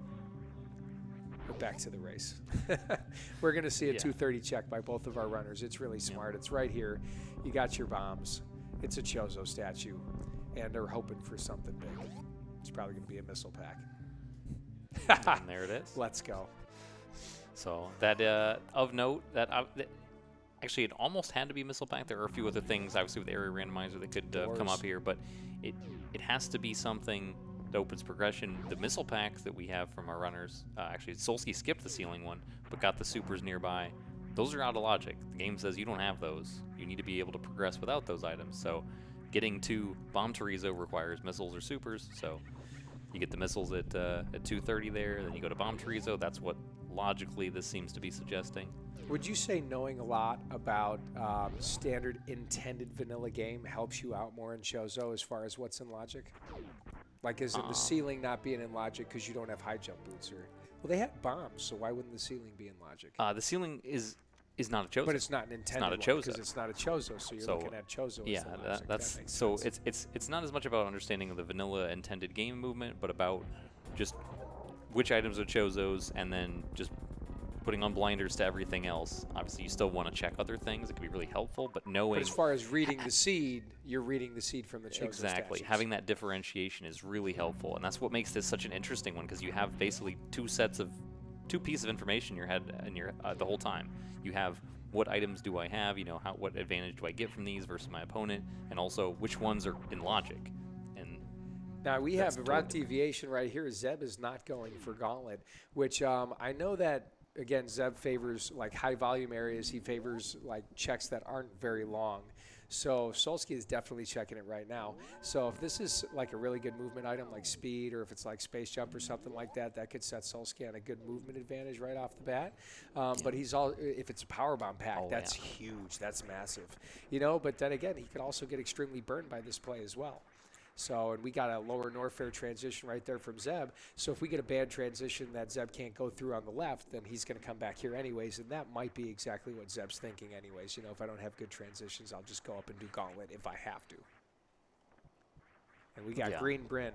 That's which a good is transition. A great transition. And especially from this side in Chozo. And it's vanilla. It is vanilla. And it puts you right at the Chozo statue at the Bryn Star Reserve here. With all these miners, often the first power bombs are gated in Chozo behind the logical one, so you pretty regularly have to get the logical one, but not always. And in the case that you can find one somewhere else, this is a really good place to find it because there's so many miners just right in front of the Chozo. Yeah, and because you have the charge beam Chozo, you have bombs, so you can check the spore spawn Chozo. So there's a couple right there. Yeah. You got this Chozo right here. And by the way, this is a really dangerous gauntlet that Solski's doing. He's actually doing it fairly well. So very, very good job right there. And kind of gets screwed a little bit, but it's still a super pack, and supers are good. It's really good for him logically to know that this is the logical supers. Zeb doesn't have any logical supers yet. I'm here we'll to see learn if it comes from up. you, Ace. Just keep telling us. I'm studying. Yeah, we'll see if it comes up, but Spore Spawn, I guess the unintended way requires supers, but there's quite a bit of things that require super missiles. Ooh, Solski, you gotta. Oh God, you gotta be careful. You gotta be careful. Oh boy. Oh boy. Oh Nice, boy. nice wall jumps. Oh, that's gonna do it. Yep. Yeah. I mean, at that point, having supers already, I wouldn't go back. Yeah, the thing he gained there was the logical information of what the supers unlocked, or where they are. So that's you can do a little bit of deduction too, as well as figuring out what the rest of the Chozos are going to have as you kind of gain more items. Yeah, and knowing he's got logical supers, he's going to go right here, open the super door, maybe just also taking a gamble because of the death, but he knows that he might have to go down this transition. The two on the left could be garbage, and in that case, he's cutting out a big chunk of time for Zeb going down and checking him. Plus, we get route deviation, which is just really fun to watch anyways. And again, forgetting that that's a power bomb door because you would normally have power bombs when you're there. Yep. All right, but this Red Bryn is a good transition. Yeah, you got 5 portals to check in Red Bryn Star, and you got the Spazer Chozo, which we have access to, and can get to the Alpha PBs one, and you're less likely to have a soft lock situation. You got a couple portals there that could lead to somewhere useful. Yep. And then, of course, the early X-ray is an option. It's not great with this with this amount of health, especially with the spikes doing about 60 damage per hit. I don't expect Solski to go for that right now. I think it's something he definitely could do, but probably it's a long check, and even with his skill level, he could mess it up and take a death, and you really don't want to just throw big risky plays like that after a bad death. So we do see, so the wave beam here is on the Chozo, and then the other missile pack was the other one that Zeb got at Spore Spawn, so that's not a very exciting one. But we do have 2 energy tanks in Logic. One at Bryn Reserve, and then the reserve that Solski picked up there at Spazer, so you do need those logical ones for hell runs. It is often required of Chozo, and knowing where those are is really good to know should you sink the time into the hell runs or not. That's a really quick way to lose a match against a good opponent that is following the logic, is to say, hey, I can do hell runs, there's Chozo statues there. Oh, but they're not in logic, I'm not supposed to, I'm just wasting time. That sounds like something I would do. That's something I did in my experience yesterday. It's easy to get baited, though, you know, because if you forget about the statues for a minute, it's really easy to get baited to an area because you're just like, well, I can do it, you know, Yeah. and I could find something there. So, and this is a bad transition for Zeb. So, we'll see where Zeb takes this. Kind of losing track already here. Yeah, I missed the Green Hill Zone transition, but whatever that is, either Zeb's going back for that or all the way back. Oh, it was to Green Prince Star. West Meridia. So this portal Okay. right here above Zeb is West Meridia, the bottom, the very bottom. Okay, the crab hole. Not, the main not street. Crab Hole, Main main, street, yeah, okay. Main Street. So Gotcha. see what these red Bryn portals are right here, and I wouldn't be surprised to, see Zeb find his way up to Red Tower. It's possible. Yeah, he kind of doesn't Kinda really have has any to other at this options. point, I mean, yeah. he could check Gauntlet as well, but this is a really time-consuming backtrack. This might work out really well for Solski to have not gone this way, in spite of, the E-Tank, the wave beam, things that are nice. That death might have been a really good play. Yeah. And he is Okay. rewarded with the item that he could not find in the last one. That is perfect. Yeah, that's really nice. Yeah, so as Tracy's pointed out in chat, one of these portals here at Red Bryn has to lead to some kind of progression. From what Yeah, we've there's nothing seen. else left. And Yeah. Solski can't go back through the power bomb door. We haven't seen power bombs, and we've seen, I think, every Chozo that's been available so far. So, Yep. and the other portal, there's still 2 left in Criteria, but they're both power bomb locked. The one in Blue Bryn Star and the moat. Now, I think, and I might be wrong, and I don't really care if I'm wrong, but I think Zeb going back this way would check the Chozo at Gauntlet. Like, we know it's a super missile, but Well- he doesn't know. Do you think he would just run to the portal? He will check it. I think in his mind it has to be, unless I'm missing something, either supers or power bombs. And if it's power bombs, he wants them. Yeah, exactly. Because So there's that's nothing why I else he think can he'd do. check it. Or it can't be a suit to do anything progressive in Meridia. So yeah, I think he has to check it. Or he could just take the gamble and say, maybe it's the supers, and I could just go across and assume it's supers, pretend I have them, and do what Solski is doing here. And he's got a healthy load out of Balance. supers and missiles right now that if he checks it and finds that it's just supers, he might just decide to just reset and check the transition from here because that's a lot faster. Yeah. Oh, so he's just going to Okay, go right to skipping the it, all right. transition. So I think that's pretty bold without having a power bomb pack. But, again, Zeb tends to prioritize checks that do Yeah. not take a long time. Yeah, and there's always, of course, the option. The thing that sometimes gets me and sometimes bails me out in these is that you could check it, and even if it's the super that you assume is there might be a power bomb pack behind it that's not a logical one, but lets you do things much easier. So And it we're was gonna- the yeah, go grapple ahead. beam. Grapple beam was the one here at high jump that Solski just picked up. I'm getting excited again. Gotta love the grapple beam. 2 seeds in a row with a fairly early grapple. I love it. And unfortunately, Solski doesn't have the energy to do Ice Beam. Zeb has, Plenty. I think, only 1 logical E-Tank. So he might opt to skip that as well. But he might go for it just because it's so quick. It's really not that far off the path. And sometimes that can be nice, too, to help deduce where your missed item is. If you skip something along the chain, you find something out of logic, okay, well, I need to get more tanks to put this in logic, so I can figure out where my tanks might be in front of this item. Oh, so he's got now 1 E-tank and 1 reserve tank. Yes. So is he 1 tank away from that being in Logic Hell Run? I might be mistaken, but I think that one actually only requires the 2 tanks, so I think he's good now.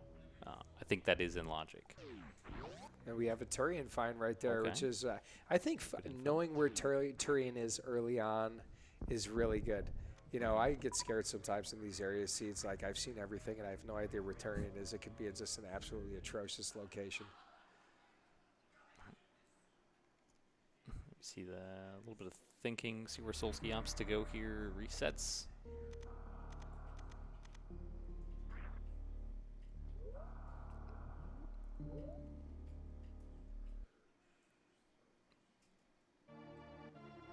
Oh, So, interesting.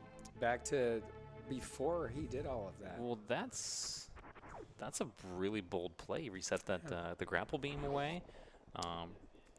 Where else are we going to go? I guess he didn't really get a whole lot. The charge beam's gone too, I think, right? We'll have to... I don't think he's got the charge beam. Is he thrown? I think what it is he knows where those are. He can go get them again. Charge beams, it's going to be easy to get. So it's in a hub, you know. It's in the red tower. He can find that again. I guess using... I'm not sure. I think maybe we're missing something on the commentary side as well, because I'm drawing a blank a little bit as to what the intended path is here. Maybe he just didn't check these portals before and really felt like he had to. Because I'm thinking about it that maybe he hasn't been down here yet.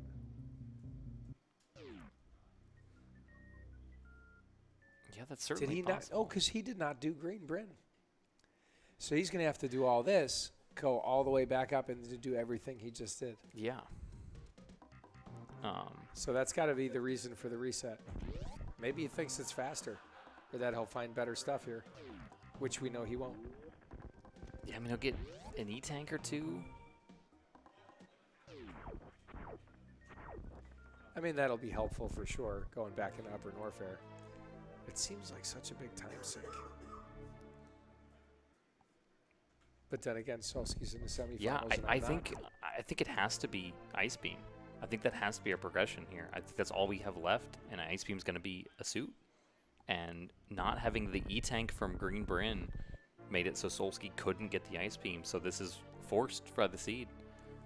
Maybe it's probably doable with 1 tank, with only the reserve, but then you got to be careful about popping it, and that's unless it's a tough gamble to make. Yeah, you're not going to get out unless it's unless it is a tank. A tank or the Varia suit. and I think that's what we're going to see here. And There it's it the tank. is. Okay, so it's the 3rd tank that So lets now you we do can see the other hell runs. So good. Hey, we might not have gotten suitless Meridia last time, but we're getting suitless Upper Norfair right here. So that is awesome too. And I know you're a fan of RBO. I'm a fan of RBO. So this is the kind of stuff that gets me like super excited about playing Super Metroid here. A little bit of danger, a little bit of suspense. Because honestly, without having high jump and speed, that's, without having high jump going through Cathedral, and then without having speed for like wave and then coming back out of wave, those hell runs are terrible. Yeah. Like with just regular boot with not high jump boots, they're awful. Yeah, and to make them even worse, you got to check the transitions too. You got to go check the portals because you don't know where they go. And we don't have anything to do a Crystal Flash. No. We have no power bombs. We're 17 minutes in, which is honestly, it's not bad for a Chozo seed. It's pretty normal to find power bombs like pretty late. But it could be bad. It could be bad. And I personally, I like watching really trolly seeds. I find them fun. I say this all the time in my commentary. Like, I don't want to curse anybody. I don't want anybody to have a bad time. But I want to have a good time watching this stuff. So I want to see something absolutely insane. Yeah, there's a good balance, and I think Chozo is a great example of it, where seeds can be trolly, but still really interesting. Yeah. It's not trolly in like, oh, yep, the item they need's in the worst possible place. It's that the path to get there is just really unique. So it's a fun experience. That's a good way of putting it. Really unique is you could have said very irritating, It depends on what side of it you're on.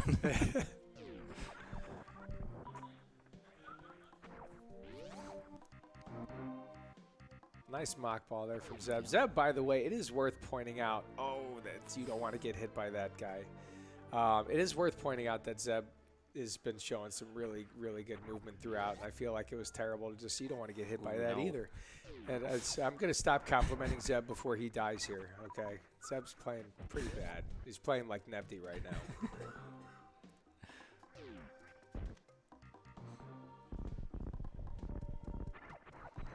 All right, so Solski with just these 2 transitions, he's got all the items out of here. That E-Tank's very fortuitous for Zeb. That's going to make this so much better to not have to do the big farm, the Bat Cave before doing the rest of these hell runs. He can go straight into speed and then farm on his way out. Beautiful, beautiful right side bubble mountain. Those wall jumps are exceptionally hard. Extremely difficult to do. And Zeb doing wave first. He should have enough energy to do the area transition on the way out, I think, but we'll see. Maybe depends on how crisp his movement is here. This jump is really hard without speed to avoid the spikes, but yeah, did a really great job.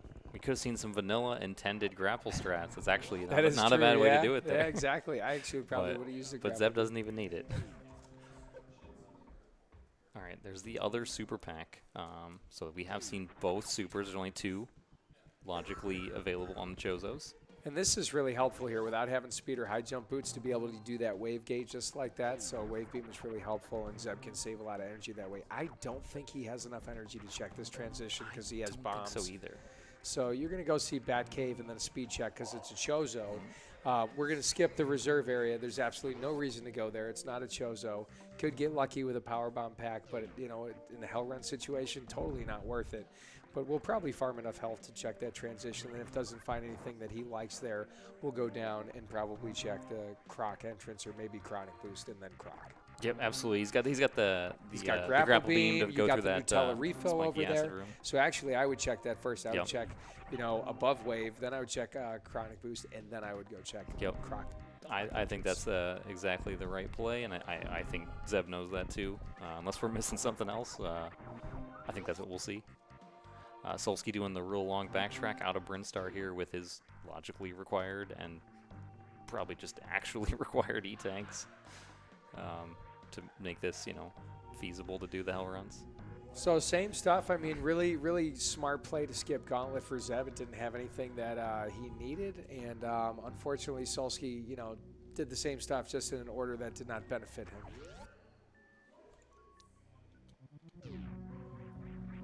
I'm really excited to see what's here at Speed Booster. Yeah, imagine progression is going to be here, and there it is right there. So there's your progression. There's your Varia suit. But we're still looking for power bombs. We still don't have access to a lot of areas. Lower Norfair, you need power bombs to access Lower Norfair. East Meridia, you need power bombs to access. Well, we don't even have gravity suit.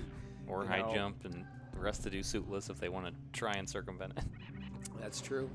That's true. But I feel like power bombs typically gate more locations than supers or missiles do. You know, if we get over the moat, we can't check that transition there. That's a power bomb door. Yeah, we do have notably Charge Beam available, and that is required in this for Crocomire, since the only logically available items, according to the way the game puts everything, is on the Chozo statues. You're never going to find enough ammo to like comfortably have a Crocomire fight.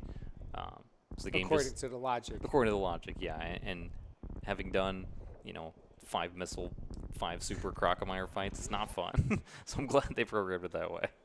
But with Charge Beam, totally doable. Nice and easy. Yeah, that was really good.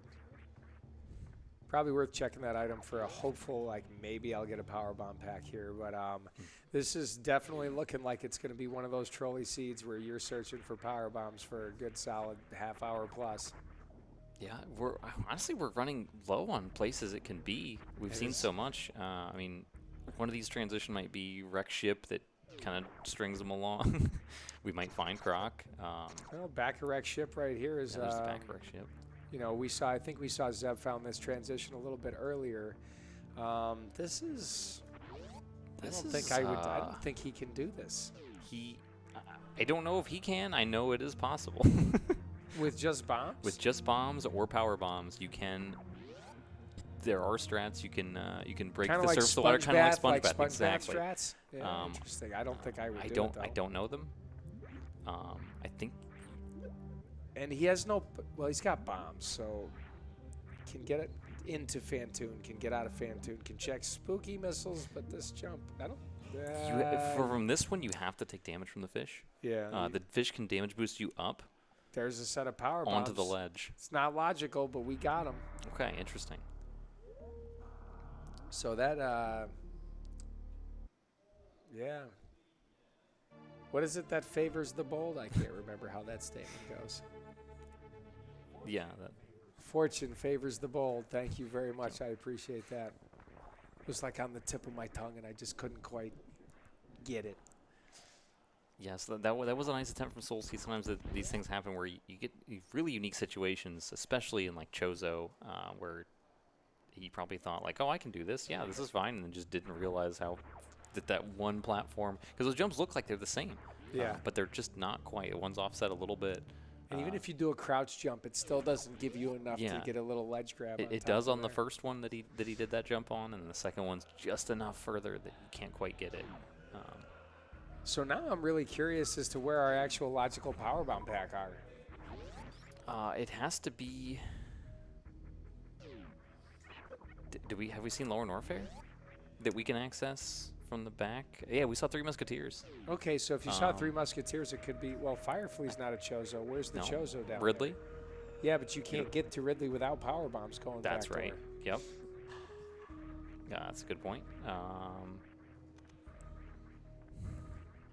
Good question. Maybe we missed something here. And, we can't get to X-Ray. That's certainly unavailable. There could always be a transition we've missed, of course, somewhere. Maybe some traversal through West Meridia. I mean, this seat, I guess if you were in the top of West Meridia, it could theoretically require you to drop down maybe in a Crab Super. Well, that's not a Chozo. Or from the Main Street entrance, too. You can do that as well. It's right next door, but that's a one-way trip. It could take you to a location that has a Chozo. Yeah, exactly. You could go from Main Street across to the the crab hole, pops you out at, say, Kraid's Lair or Crocomire. By the way, that was a really good X Factor there for Zeb. It's a shame he got punished by a slow there, but gets a nice fast reappear, so that's good.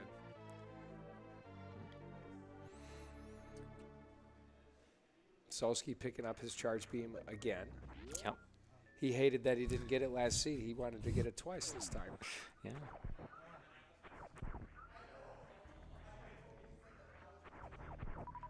And we'll see if he does anything different once he grabs that E-Tank. I assume he'll get the E-Tank at Ice Beam. I feel like he's got to know that the Varia. He might think it's Varia, so he's just going to check Upper Norfolk until he gets the Varia suit, and then probably just follows behind Zeb. I don't foresee a lot of difference in Solski's route, which is unfortunate for him because that reset cost him quite a lot, but he kind of had to do it. Yeah, I mean, he didn't know that there was an E-Tank in there, and actually, when he finds that E-Tank in ice, is probably going to be burned because he could have gotten there with what he had. It just wasn't logical. The tricky thing, though, is even if he got that E-Tank, he would have had to get through Cathedral, which I don't know if he would have had enough for that. That one E-Tank might not have been enough for him. He probably needed more with this pretty poor loadout of movement items. I think we missed something. Logical PBs, right, Supers. Thank you, Tracy. Oh. We were daydreaming over here. Oh, that was Wreck Ship Supers. Okay. Yeah, that's Zeb's second Powerbomb pack. Nice sponge bath there by Zeb also. That's a strat that's much more difficult than it looks. Like, it looks pretty easy, but you have to be very precise with your timing, very precise with where you lay the bomb to hit it at the right time to bounce you up there. Now, if you had high jump boots, you don't need to worry about it. If you have speed, you don't need to worry about it. If you have gravity suit, you don't need to worry about it. If you just have all the items you need, you don't have to check the locations behind it, and you don't have to worry about it. So it looks like you had to get grapple beam. Well, you had to go and you had to get grapple. What is it? You had to get grapple beam, and then, you know, your Varia, and then come here and get in a wreck ship and get your logical PV pack. Yeah, remind me, where was the front of wreck ship? Outer space, dude. I'm Okay. so lost.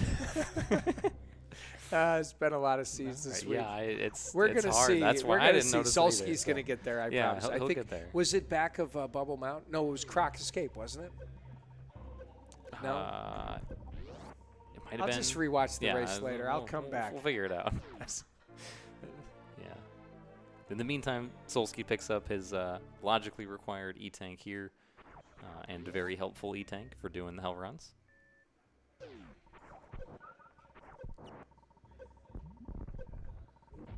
He should be fine to make his way through to Bubble Mountain at this point and continue to the various suit.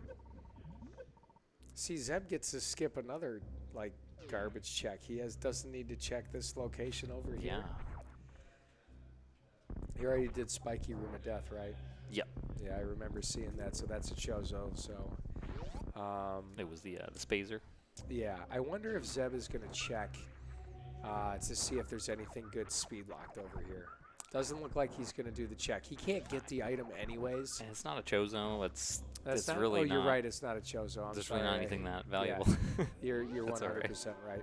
But there is a Chozo down here, you know, next to the vanilla Yep. gravity location. Yep. So we're going to see bowling.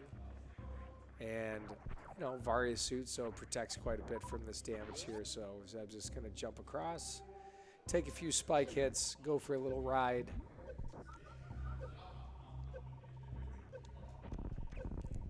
I don't know what the developers were thinking with this room right here.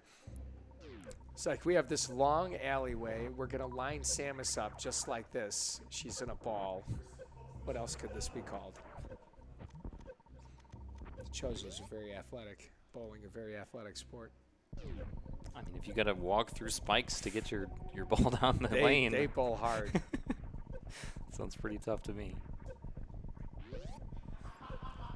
Solski beginning these hell runs here, doing a good job. Yeah, he'll get the E-Tank here at Bubble Mountain unless he just I skips think it. he's just going to go. And All right, that's 71, unfortunate. 71 is like the lowest I'm going to actually decide to go into back cave with. Like Yeah. I like to have like 70 to 90 to feel pretty good about it. You can make it if you have really good movement, but they don't have high jump boots. So that complicates it a little bit, I think. What was that? Yeah, there's a spring ball there. That's not really that exciting for these guys, and I don't expect that means Suitless Meridia incoming by any means. No, it's Chozo. All my illusions, Yeah. all my hopes for Suitless Meridia are dashed. We could still get a game 3. Never say never. Yeah, Solski having a little bit of trouble. This Bubble Mountain without high jump is awful. Bubble Mountain, period, It's is just- awful. This is just bad game design. I hate this room. This just destroys, like, you play. Oh, Solski, what are you doing? This is brutal. Don't do it. Yeah, Pause of use.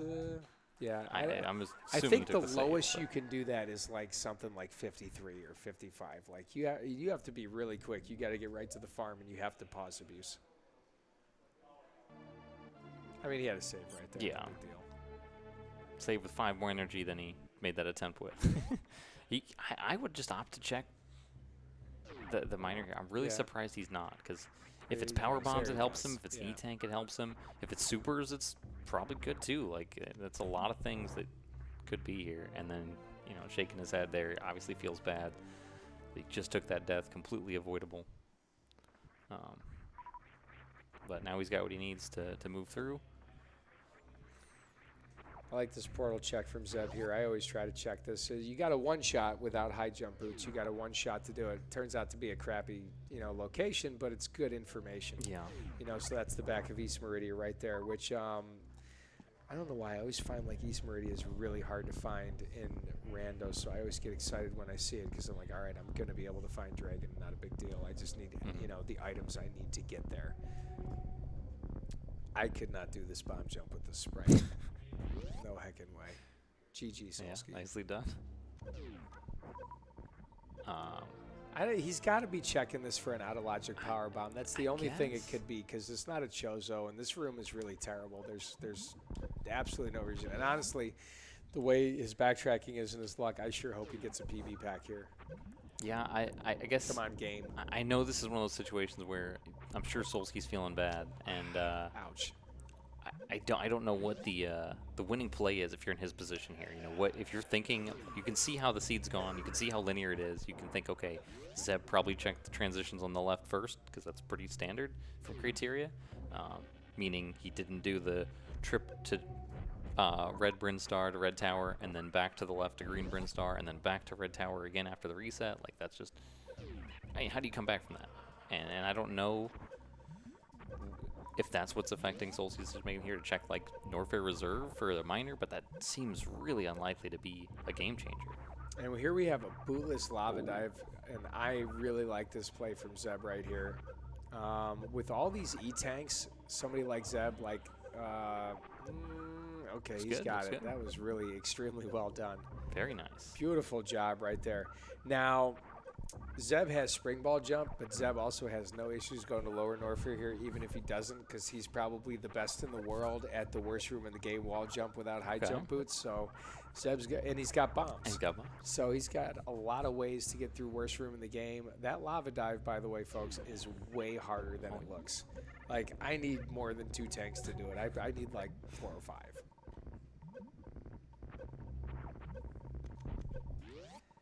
And I'm not sure if that's a play Solski's going to be willing to make.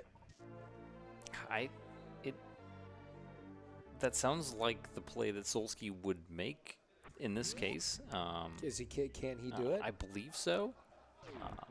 So, because it's a really complicated setup. You have to get the flame moving to the left at the right time from the Namahe. You have to Kago the flame so you don't bounce when it hits you. You know, so you got to turn as the flame hits you, and then do a couple precise wall jumps on the spikes while you have iframes. Jump under the Namahe, off the Namahe. I mean, there's a lot of moving parts for bootless. Yeah, I mean, can do it though. That's great. I think that's a play that Solski would make if this entrance was in a really bad spot, or if he found it somewhere and there was almost if there was a better option. I feel like Solski would take this play, knowing, hey, I'm behind, I got to do something big.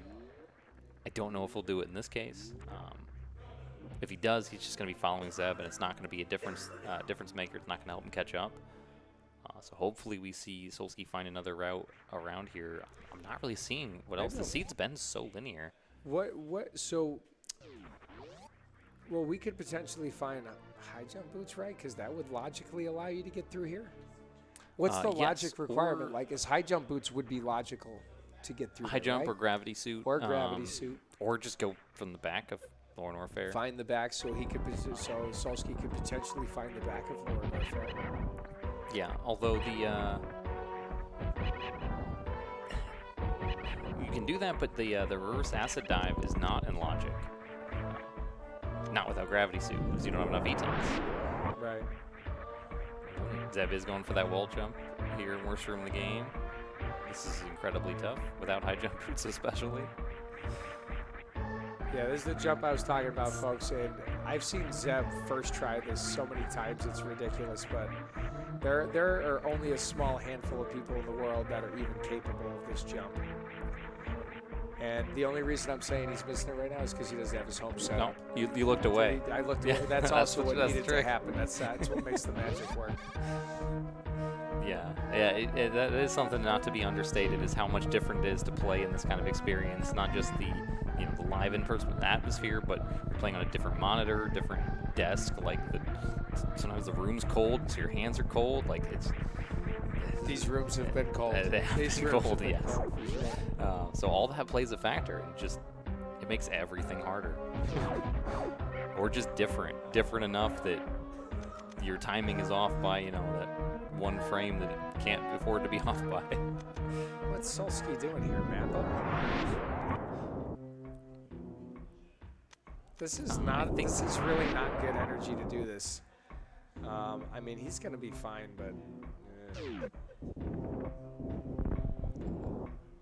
Yeah, without gravity suit, I don't know if that's faster. Yeah, maybe just... Interesting. Have we seen this We should have seen This is the wreck ship one, I This believe. is the wreck ship one. Yeah, Okay. I thought I saw that when Zeb came back out the other side that it was wreck ship. And Solski is not happy about this. Yeah, It's and where he he's- needs to go, but I think in his mind, the idea is, it's interesting because he's pivoted from checking far fewer miners than Zeb to checking way more miners because he needs a miner to pay out really big. I think that's his only out, and at least that's what he's thinking. anybody would be understandably Yeah. upset 40 minutes into, almost 40 minutes into a seed with no power bombs. And anybody that's played enough of these seeds, it's going to happen to you. Yeah. It's either going to be this or super missiles. In the match that I had versus Glove in the Rando tourney, we didn't find our first logical powerbomb pack until 37 minutes into the race. And then something like supers, like I think Polar Bear Bunny had a run where she didn't find her first super pack for like an hour. Yeah. Chozo really likes to just be stingy with whatever it can to make you struggle. But in this case, at least the supers are plentiful, which is nice for Zeb, and very nicely done in that Ridley fight.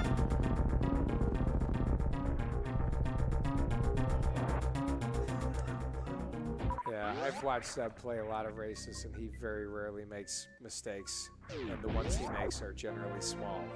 And Space Jump is a good item as far as like movement, and this is only going to increase the distance now between Solski and Zeb because you could just go through the game so much faster with Space Jump. It's a really good item. Yeah, at this point, the biggest chunks of the game left are Meridia, which Space Jump doesn't do anything without a suit, but once that gravity suit comes in, it's really helpful in Meridia, especially if gravity pops before, high jump or speed booster. So which Chozo's holding? What's that? Which Chozo's holding? Which one's got that Who's gravity got suit? the gravity suit? Probably whichever one's the last in the progression chain, meaning Because once we don't you really get have every other Suitless thing. Meridia items yet. I mean, we got Spring Ball, but without high jump boots, it's not that good. It's probably going to be, behind as many things that can be behind with how slow the progression of this one's been. So I'm sure we'll see Croc and Kraid It's going to be before on that. grapple, right? Yeah, it could be It certainly Kraid. could be. So we have not seen back of Lower Norfair yet, have we? I believe we did early. I think sure it was that one wasn't of the the last Green scene? Bryn Green checks, Bryn? You but might I be could be mistaken. I know at least one of the runners has seen it. You gotta I be think they've careful both with seen those it. key hunters then. Nice dot. Oh, that was Very really nice. sweet. Now, just imagine, just hear me out. I know it's not going to happen. But let's imagine back at Lower Norfair is Crocomire or it's Kraid, and then we got a reverse acid dive. That would be absolutely terrible. It's not gonna, I can't imagine that happening in a show, so that would just be the most convoluted Yeah. logic. Well, I mean, Zeb did You get got a here lot out of of logic E-tanks. already. That's true. There are a lot of E-tanks. All right, And Solski. even more. That was nice. Solski does grab his in logic power bombs. I did I wanna not see a catch his dead-end face when he saw that, but I didn't catch his face either. then there's the not in logic power bombs immediately after. I'm kind of not sure why he's still checking miners here. I mean, He's got I still want a charge. lot of power bombs. This is still kind of a garbage number for power bombs, but Well, yeah. sure. I just You were right about that transition, by the way. I mean, but Solsti's got charge, so the ammo doesn't really help that much. He still needs He's some got kind of Varia movement. suit, so he doesn't need to worry about Crystal Flash unless he's thinking Right. about not finding ice and CF clipping in a Batoon. But That's true. That could be an who's option. going to do that? It's, I mean, chances are you're going to find a suit before you have to go to Meridia. I don't know.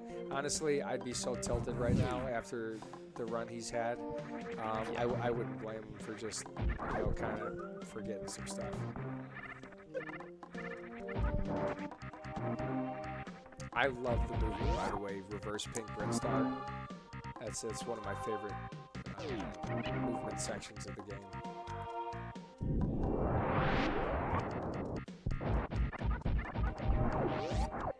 This is such a gorgeously designed game. I like to reflect on that every once in a while, just for funsies.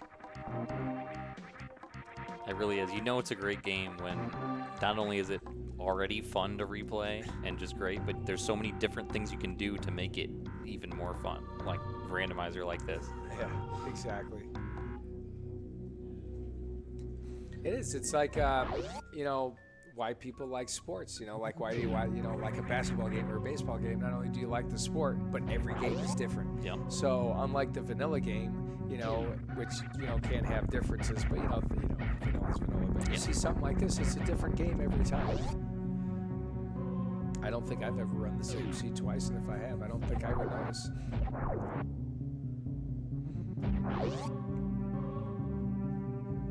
Alright, so now we're going to see Zeb find whatever he was supposed to have logically before that Lower Warfare. Whatever the missing piece is here. We got to find Croc or Kraid. I think that's all that's left as far as Chozos go that we haven't seen. I think one of them has to be probably Gravity or something else I'm missing. I think it would have to be Gravity because there's, you know, we already have. Or maybe it's something that gets you to Croc. I don't know. We have enough items for. Well, Crocamire's in Logic. Yep. Does Crocamire and Logic automatically put Grapple in Logic? We have bombs, so we can get to Grapple. Yeah, as long as you have a way to you get. can Green Gate Glitch. So as long as you have grapple. supers basically and morph. Yeah. And a way out, of course, after that, which I guess is pretty much the same requirement. X-ray. X-ray. Okay. So Once we got power bombs, this is what was expected by the seed, I think, before Lower Warfare. So this is probably going to be high jump boots. It Yeah, could be Gravity Suit. Unless the back of Lower Warfare was available somewhere, because I guess that was possible logically, but I hope it's high jump boots. It didn't open anything, is the thing about that. I hope it's high jump boots and we get a Meridia transition and Zeb says, heck it. That's the Gravity Suit. Okay. So go mode for Zeb. Okay. And then we're going to have, since we still need to find Kraid, that's going to be off of Meridia somewhere. It's very difficult to remember which transitions we haven't seen. The only thing but that's I know we're missing some Meridia ones. Well, for Meridia, we're probably going to have to find Croc or Kraid because technically you would logically need speed or ice to get through Batoon. Yep. I know Zeb can CF clip, and he's got bombs, so it's an easy CF clip compared to, like, you know, he's got both suits. Well, he doesn't have enough power bombs. Oh, he doesn't for that, have enough power bombs. That's a good point. So we can't do it just yet. But we've seen, we definitely can get through all of East Meridia because we've seen the back of it. I don't know if we've seen the front, the aqueduct side, but that might be required to traverse through it and then clean up Dragon on the way the other direction afterwards. I'm not sure if this one's been checked yet. This top of West Meridia. Turian? No, Kraid. This is Kraid. Okay, so yeah, this one had not been seen yet. This is Kraid. Alright, so then now Zeb is so it's pretty much be on path Ice now. Speed. So unless Croc is holding Ice or Speed, and that could be another which would be transition. Is there or Shack Tool? We've got East Meridian now with Gravity Suit, so like Shack Tool's available. Grapple puts Shack Tool available. If he finds Ice here, it could as well. That could be Ice. Could be, I don't know. But there's really not a lot of traps left for Zeb. Solski's just following behind. He's making the progress he needs to make at this point.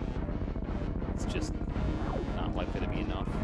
He is going to grab that power bomb, which does give him the crystal flash ammo. That's true. He's a bit of a ways away from that being relevant, but it's nice to have it. I think it's a smart pickup, especially without Ice Beam. That gives you enough to get through the Metroids, no problem. And there's that speed booster, so now Batoon is easy to get through. Yep.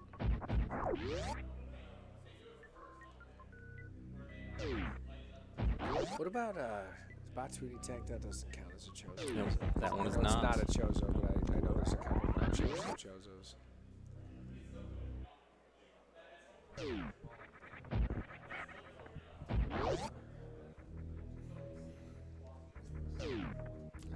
Solski stops at the ship. He's going to be going to... This is going to be either, I would assume, back to... I would assume he's going straight to Lower Norfair here. It's just a matter of which side he goes to. I guess he could stop by Red Tower and check that X-ray, but I don't think this is the right direction for that. I know one of these portals is... Man, it's so hard to keep these straight. I know one of these is Green Bryn Star, and that led to the back of LN, so... Why is he checking these miners up here? I'm really not sure. He's got charge beam. He doesn't need a... Oh. You know what? He scouted those out to think like, you know, what if Zeb took Gauntlet through early and checked these miners? Does he have power bombs? And he didn't. Kind of gauge, but like that would have been really is. big in this seed. That would have opened up so much. That gravity suit would have been available the first trip through Red Tower. Solski wouldn't have got stuck on the other side of Red Tower with not enough health to do the hell runs to get through the rest of Norfair and progress, and without power bombs, that would have changed the whole game, I think, for either of these runners if they had checked it. That's true. So you know... And Solski died there. He got almost there. Yeah. And so he already had the Chozo information and had no reason to go back to it. Yeah. So, man, that's got to feel really bad. I mean, turns out not to be, you know, the play that Zeb made, but he's got to be really sweating now. Yeah, knowing that information, he would be expecting Zeb to finish pretty soon. Yeah, I would imagine so. And then when he doesn't finish pretty soon, he's going to wonder why. Yeah, you say that, but Zeb's on his way to Dragon, knows where Turian is. That's true. I think he'll be finishing. Do you remember where Turian is? I feel like we saw it pretty early. We definitely saw it. Was it in Red Tower? I think it was in Red Tower. It was definitely on that branch of the map. So this map seems like it kind of has, the way it's played out, there's like the left side with all the Green Bryn stuff where they had to go first and they backtracked over to Red Bryn and Upper Norfair. It's definitely the Red Bryn or Upper Norfair section of the map. So I don't know the best way to get there. Zeb probably does. Or which transition it is, but there's a lot of entrances packed pretty close together, and it's certainly one of those.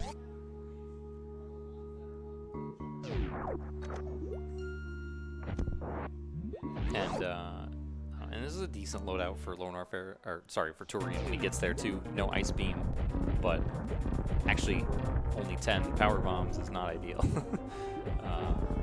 No, so I mean, we might, you know, knowing this is a Chozo behind Dragon, it's a fairly quick check. He might just check this Chozo and then say, all right, well, I didn't find it, so I'm just going to have to, you know, hope for good drops, or I'm going to have to do a power bomb refill. You know, no big deal. And without having to worry about going back to the ship, the way area works in Turian, it's not that far really to go back and refill your power bombs. Yeah, you just have to go back up and down the elevator in this case, and it refills it when you go down the elevator every time. So it's a really nice feature of Area Randomizer, since the ship might not be easily available.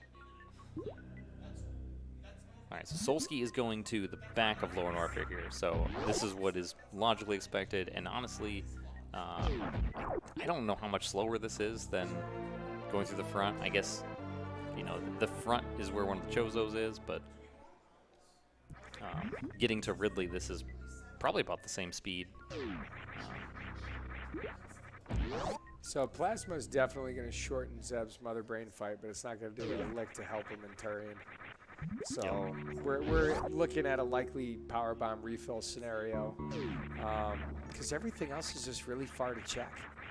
Like I guess it depends on where Turian is, and you know, in the map and which way Zeb wants to go. But there are really no quick Chozos to check. Because what Chozos do we have left? We have Plasma, we have Shack 2, Croc, and Croc. So those are like the three longest Chozos. Yeah, and those items are going to be.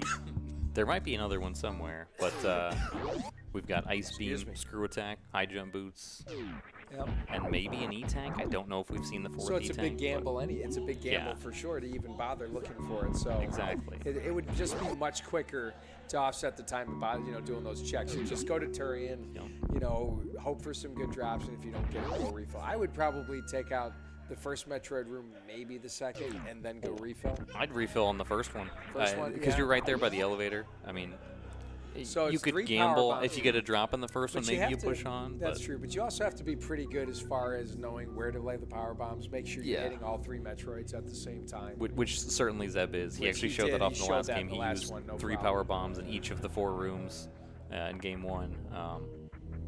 There's definitely like some nice safe places you can do that, and some that are a little more aggressive to try to hit the Rinka spawners to Yep. not have to like gather all the Metroids together first. Save a little time. Yep. He got there as we were talking about it. Looked away, it feels like, and there's Turian. Actually right around the corner. And this is not going to be sub-hour, but it's not going to be that far off from his last seed. And that is really outstanding play by Zeb. Now we still have to get through a Mother Brain fight. Charge wave plasma, I think, is 30 shots. So, 40 shots? 24 shots. I did know that one. I don't know why they keep hiring me for this. I actually did know that one. That's one of the few that's come up often enough that I've got it memorized. Yeah, there's a few things I know when it comes to the math. The full beam combo, any percent KPDR, boom 20, me round 60.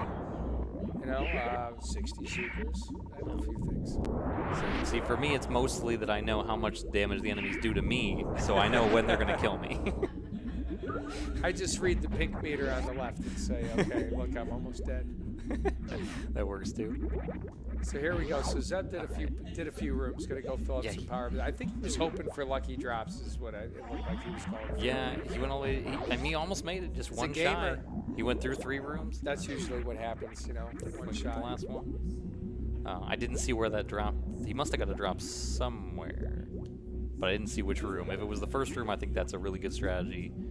Otherwise, I think maybe refilling right away is better on average. But it also depends on how you feel about the race.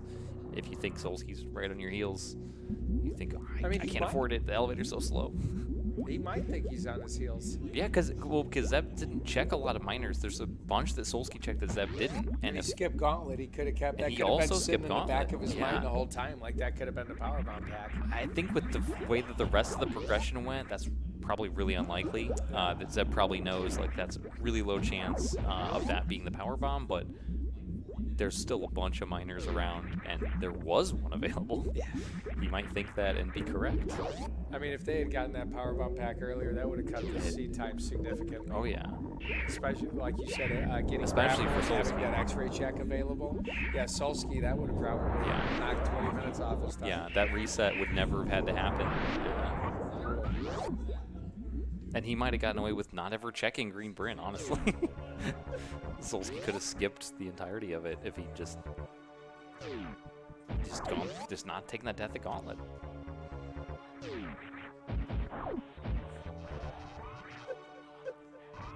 I mean, that's Rando. Rando's got a Rando.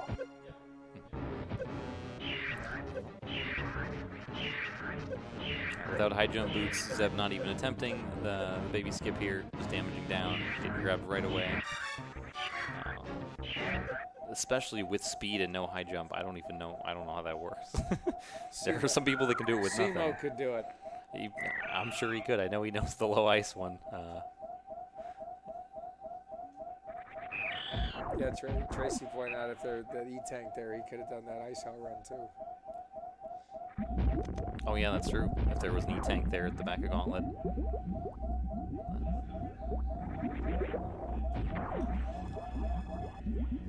Solski trying to avoid the key hunter damage here. They hit for 50. They do a lot of damage.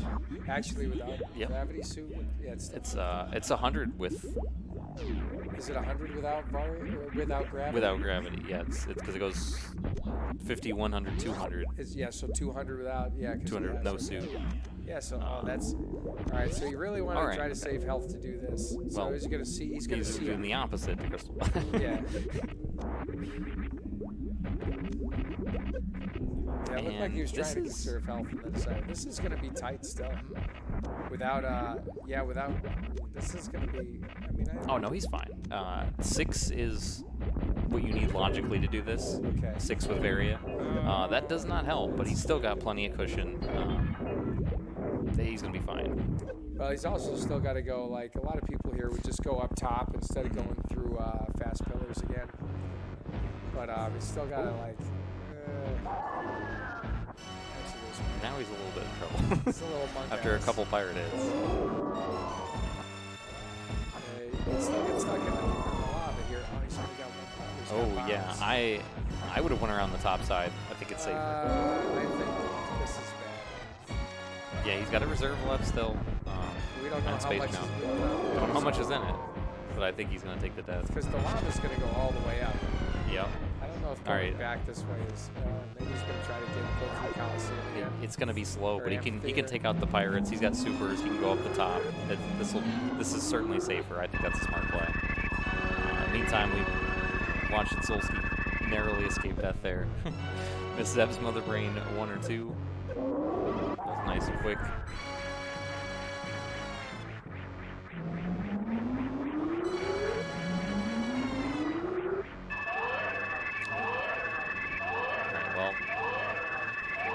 Did have some reserve there, but that's just one too many hits. Meanwhile, Zeb just crushing Mother Brain, crushing the seed, making his way into finals. Yeah. You know, I mean, unless he yeah, I mean, there are sometimes some things that can go wrong with stand-up, too. He's doing stand-up glitch here. There definitely are some things that can go wrong, especially with this particular amount of E-tanks. So if you have a lot of E-tanks, like 9, 10, up to 14. The 99 makes a huge difference, though, compared to GT Classic. What's that? The zeros. Oh, yeah, that's true. Yeah. Typically more energy is better because you don't have, okay. The baby gets stuck on the left side. I saw the baby kind of hang there for a second. I was worried. The baby detaches and can get stuck at the wrong spot, too far left, and Mother Brain can't hit the baby with the onion rings, and it never proceeds past that point, and it's a soft lock. Solski trying the Crystal Flash with not below 50.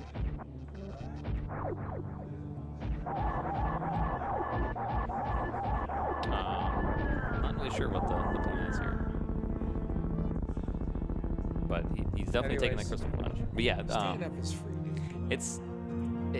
It's free once you've made all the mistakes that you can make. So you know it now. You can. I don't know if Zeb's made all those mistakes. He's so good. Sure. That is true. But yeah, likely I'm sure he's done all these things as well. Every once in a while you just forget though, or just mistime things just right. But I mean, Zeb is really fun. Zeb proven once again, as he has race after race, that he deserves to be in the finals. Oh, absolutely. And it's just crushing one seed after another. I don't know who won with Kip versus Zeb, or I mean Kip versus Glove. Kip and Glove, yeah. So we're gonna find that out. Probably when we're done with this right now, we'll know who's going to be in the finals, which will happen tomorrow.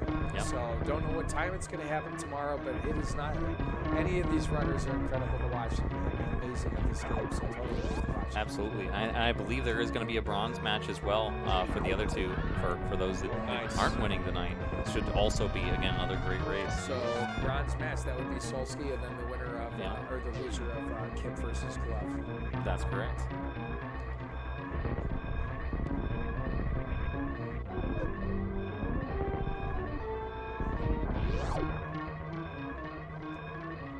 So Zeb is just about to be on the ship with an official SGLIVE time of 102.41.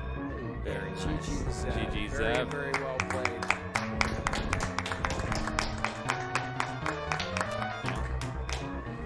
Very well played. So, when the runners do the GGs to each other, or not knock each other out. Who knows?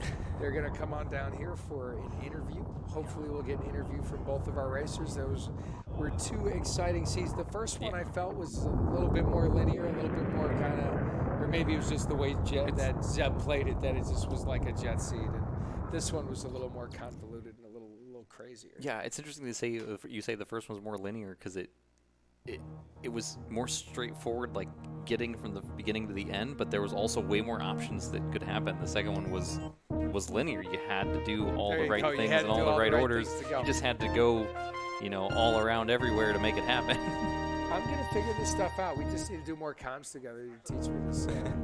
I'm certainly not the best at it, but especially after watching another race and getting things all muddied up. But I mean, I haven't beat you yet. Maybe I'll have a chance to race you. Have we played? Yeah, I don't think so. I don't think we have. I don't think so. Faced off yet. So GT Classic. That's right. Yeah, a little different, but yeah, these are a lot of fun. A lot of fun to watch and great to do comms with you. Absolutely. So see what the runners have to say soon. It's been a lot of fun. I think every race I've seen, it's a shame that not all the races could be restreamed because, this is a live event, so you have so many different games, so many different runners playing. I think there are over 150 runners altogether. That's a lot of people. Altogether, yeah, it's pretty incredible. Plus, SpeedGaming has to make sure that they showcase more than just one game. But all the races I've seen have been compelling, have been incredible. I can't wait to go and watch the Kip versus GLIVE races probably at some point tomorrow when I have spare time when the week is over. But I'm sure they were excited as well. Yeah.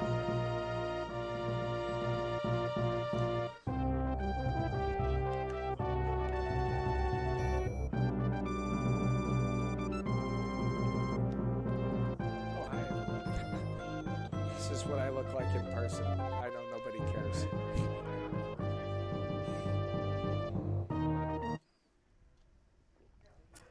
Oh, turned off the triumphant music. I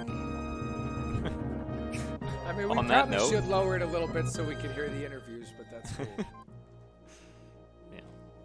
I never get sick of the soundtrack. I've only been playing for 2 years, though. I wore my Super Metroid shirt for this occasion. All right. Move over one. Yeah, make some room for the runners on the end. So we don't have to squeeze in. Are you sure they're going to want to sit in the seat after I've warmed it for them? Yeah, I was going to say mine's hopefully not too sweaty. I don't know. So I might feel a little weird about that. I don't know. No, I'm never awkward. I might make other people feel awkward, but I don't feel awkward. I don't have that gene.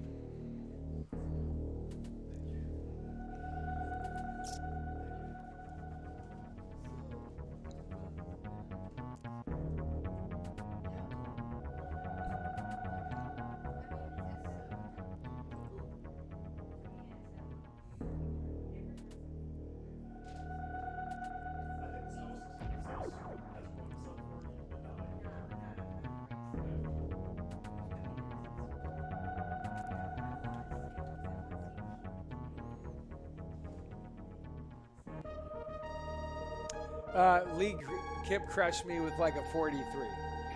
Okay, so he had told me after the race that it was the second best rando time ever in a tournament. Yeah, that was pretty. I mean, I had fun. I killed the seat as far as my play was concerned, but Kip is a legend. I think maybe that one. I don't know. I think it doesn't matter. Just grab one. Grab them and then I'll turn on the mics.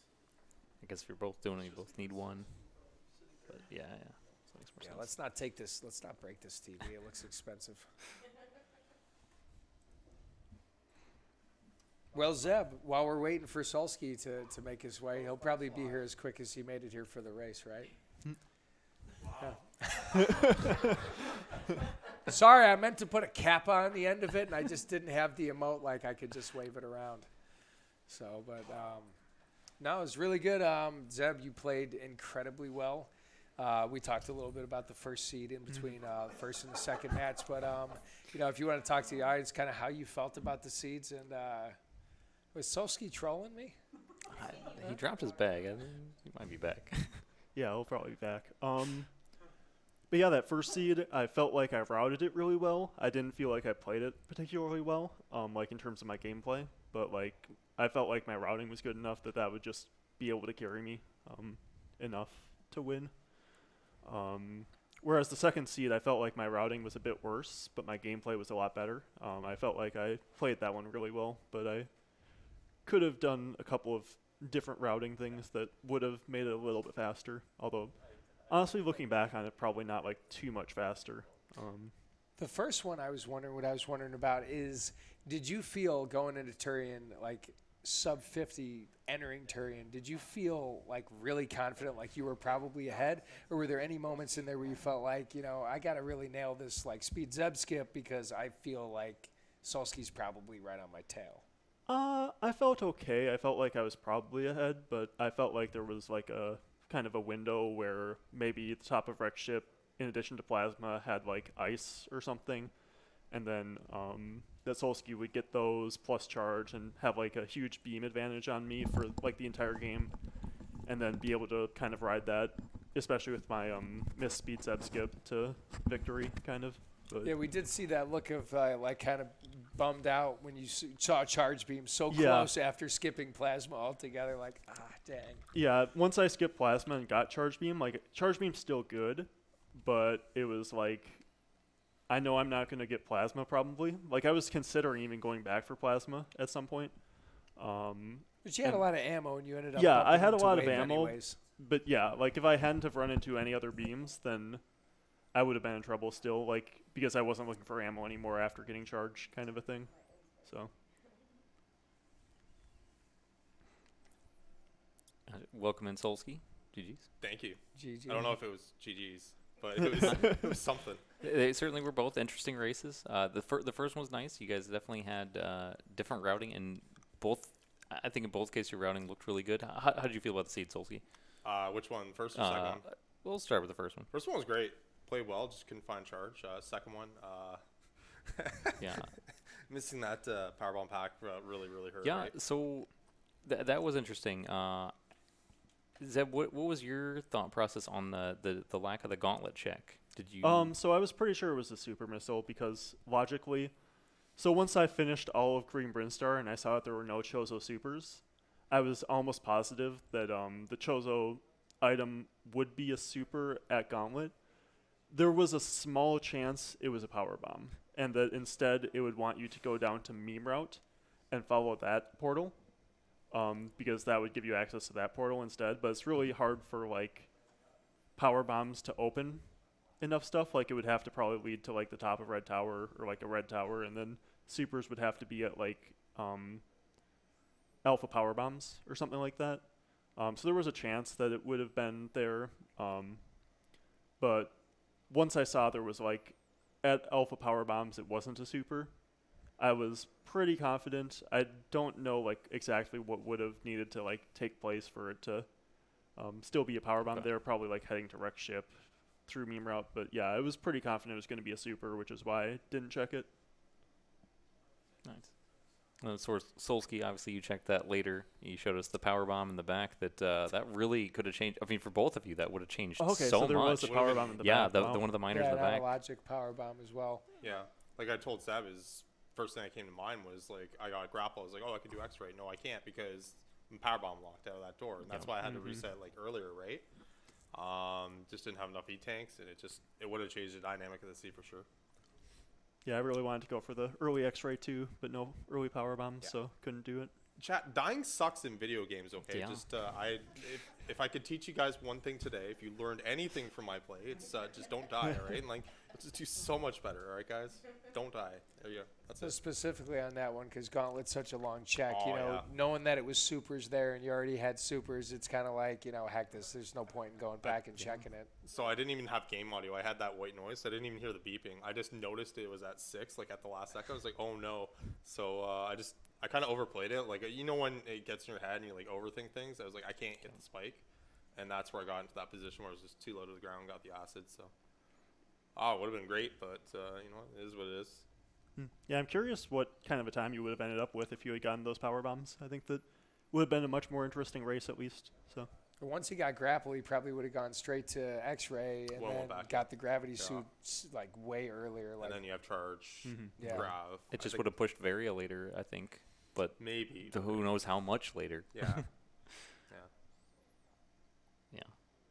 Yeah, I was actually pretty sure that first power bombs were going to be at Croc, given where charge was, because the seed likes to put charge in a place where it's like, okay, you got charge, so now Croc's in logic, go do Croc, kind of a thing. So I was kind of surprised that I didn't really run into him, like, especially after finding Varia in Norfair. I was like, okay, so one of these portals is probably going to lead to Croc, and then that's where power bombs are, but never ended up happening. And I found the first power bombs out of logic, actually, in the moat. moat, when I found that transition. But So I paid some attention to the race.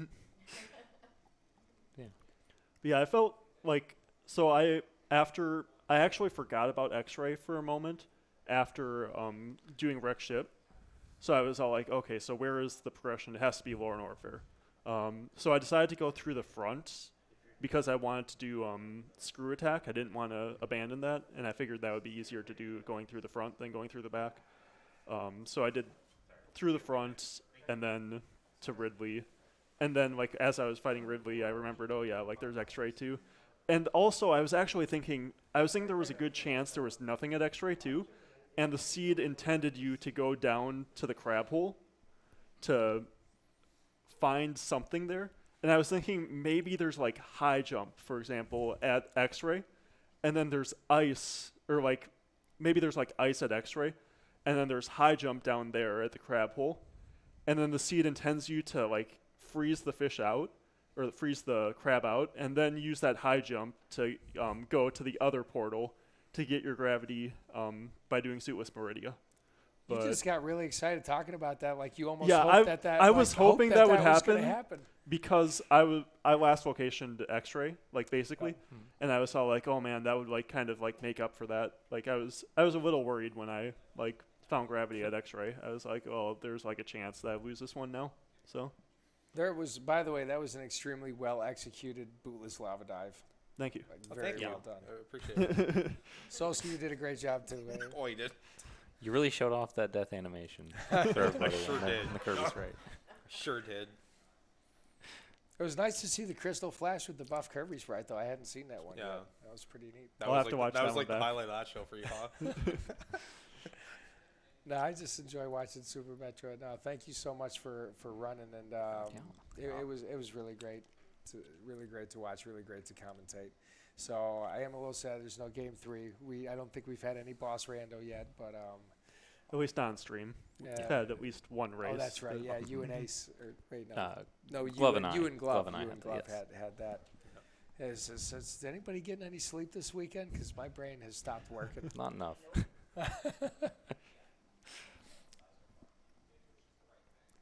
Yeah. You guys have anything to say about your upcoming matches? I know Solski of the bronze match coming up against somebody. I don't know who won or lost that race.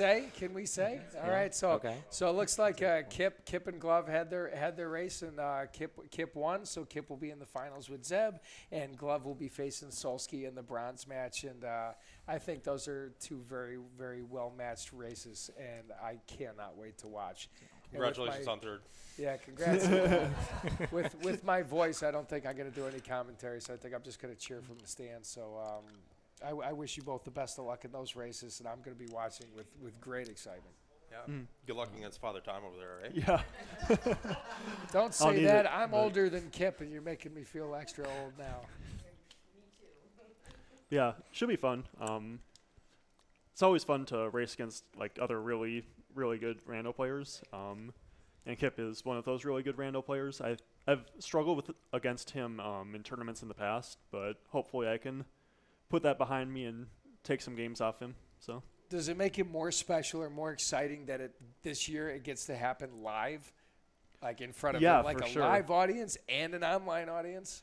yeah, for sure. Like, in terms of, like, playing, it feels just really cool to, like, play in front of, like, actual, like, face to face, I guess, more or less. Like, we've got a screen between us, so we can't see each other really. But, like, You can stand up and leer. yeah.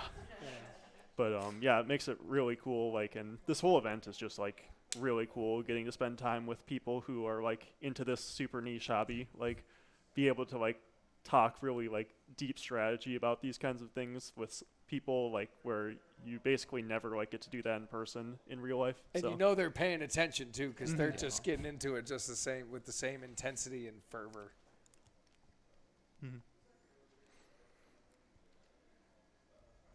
Solski, you look excited. Oh yeah. Now, I mean, is anything else before we wrap this up? I'm kind of ready to go get some food, ready to hang out a little bit. Yeah, I think that's it for me.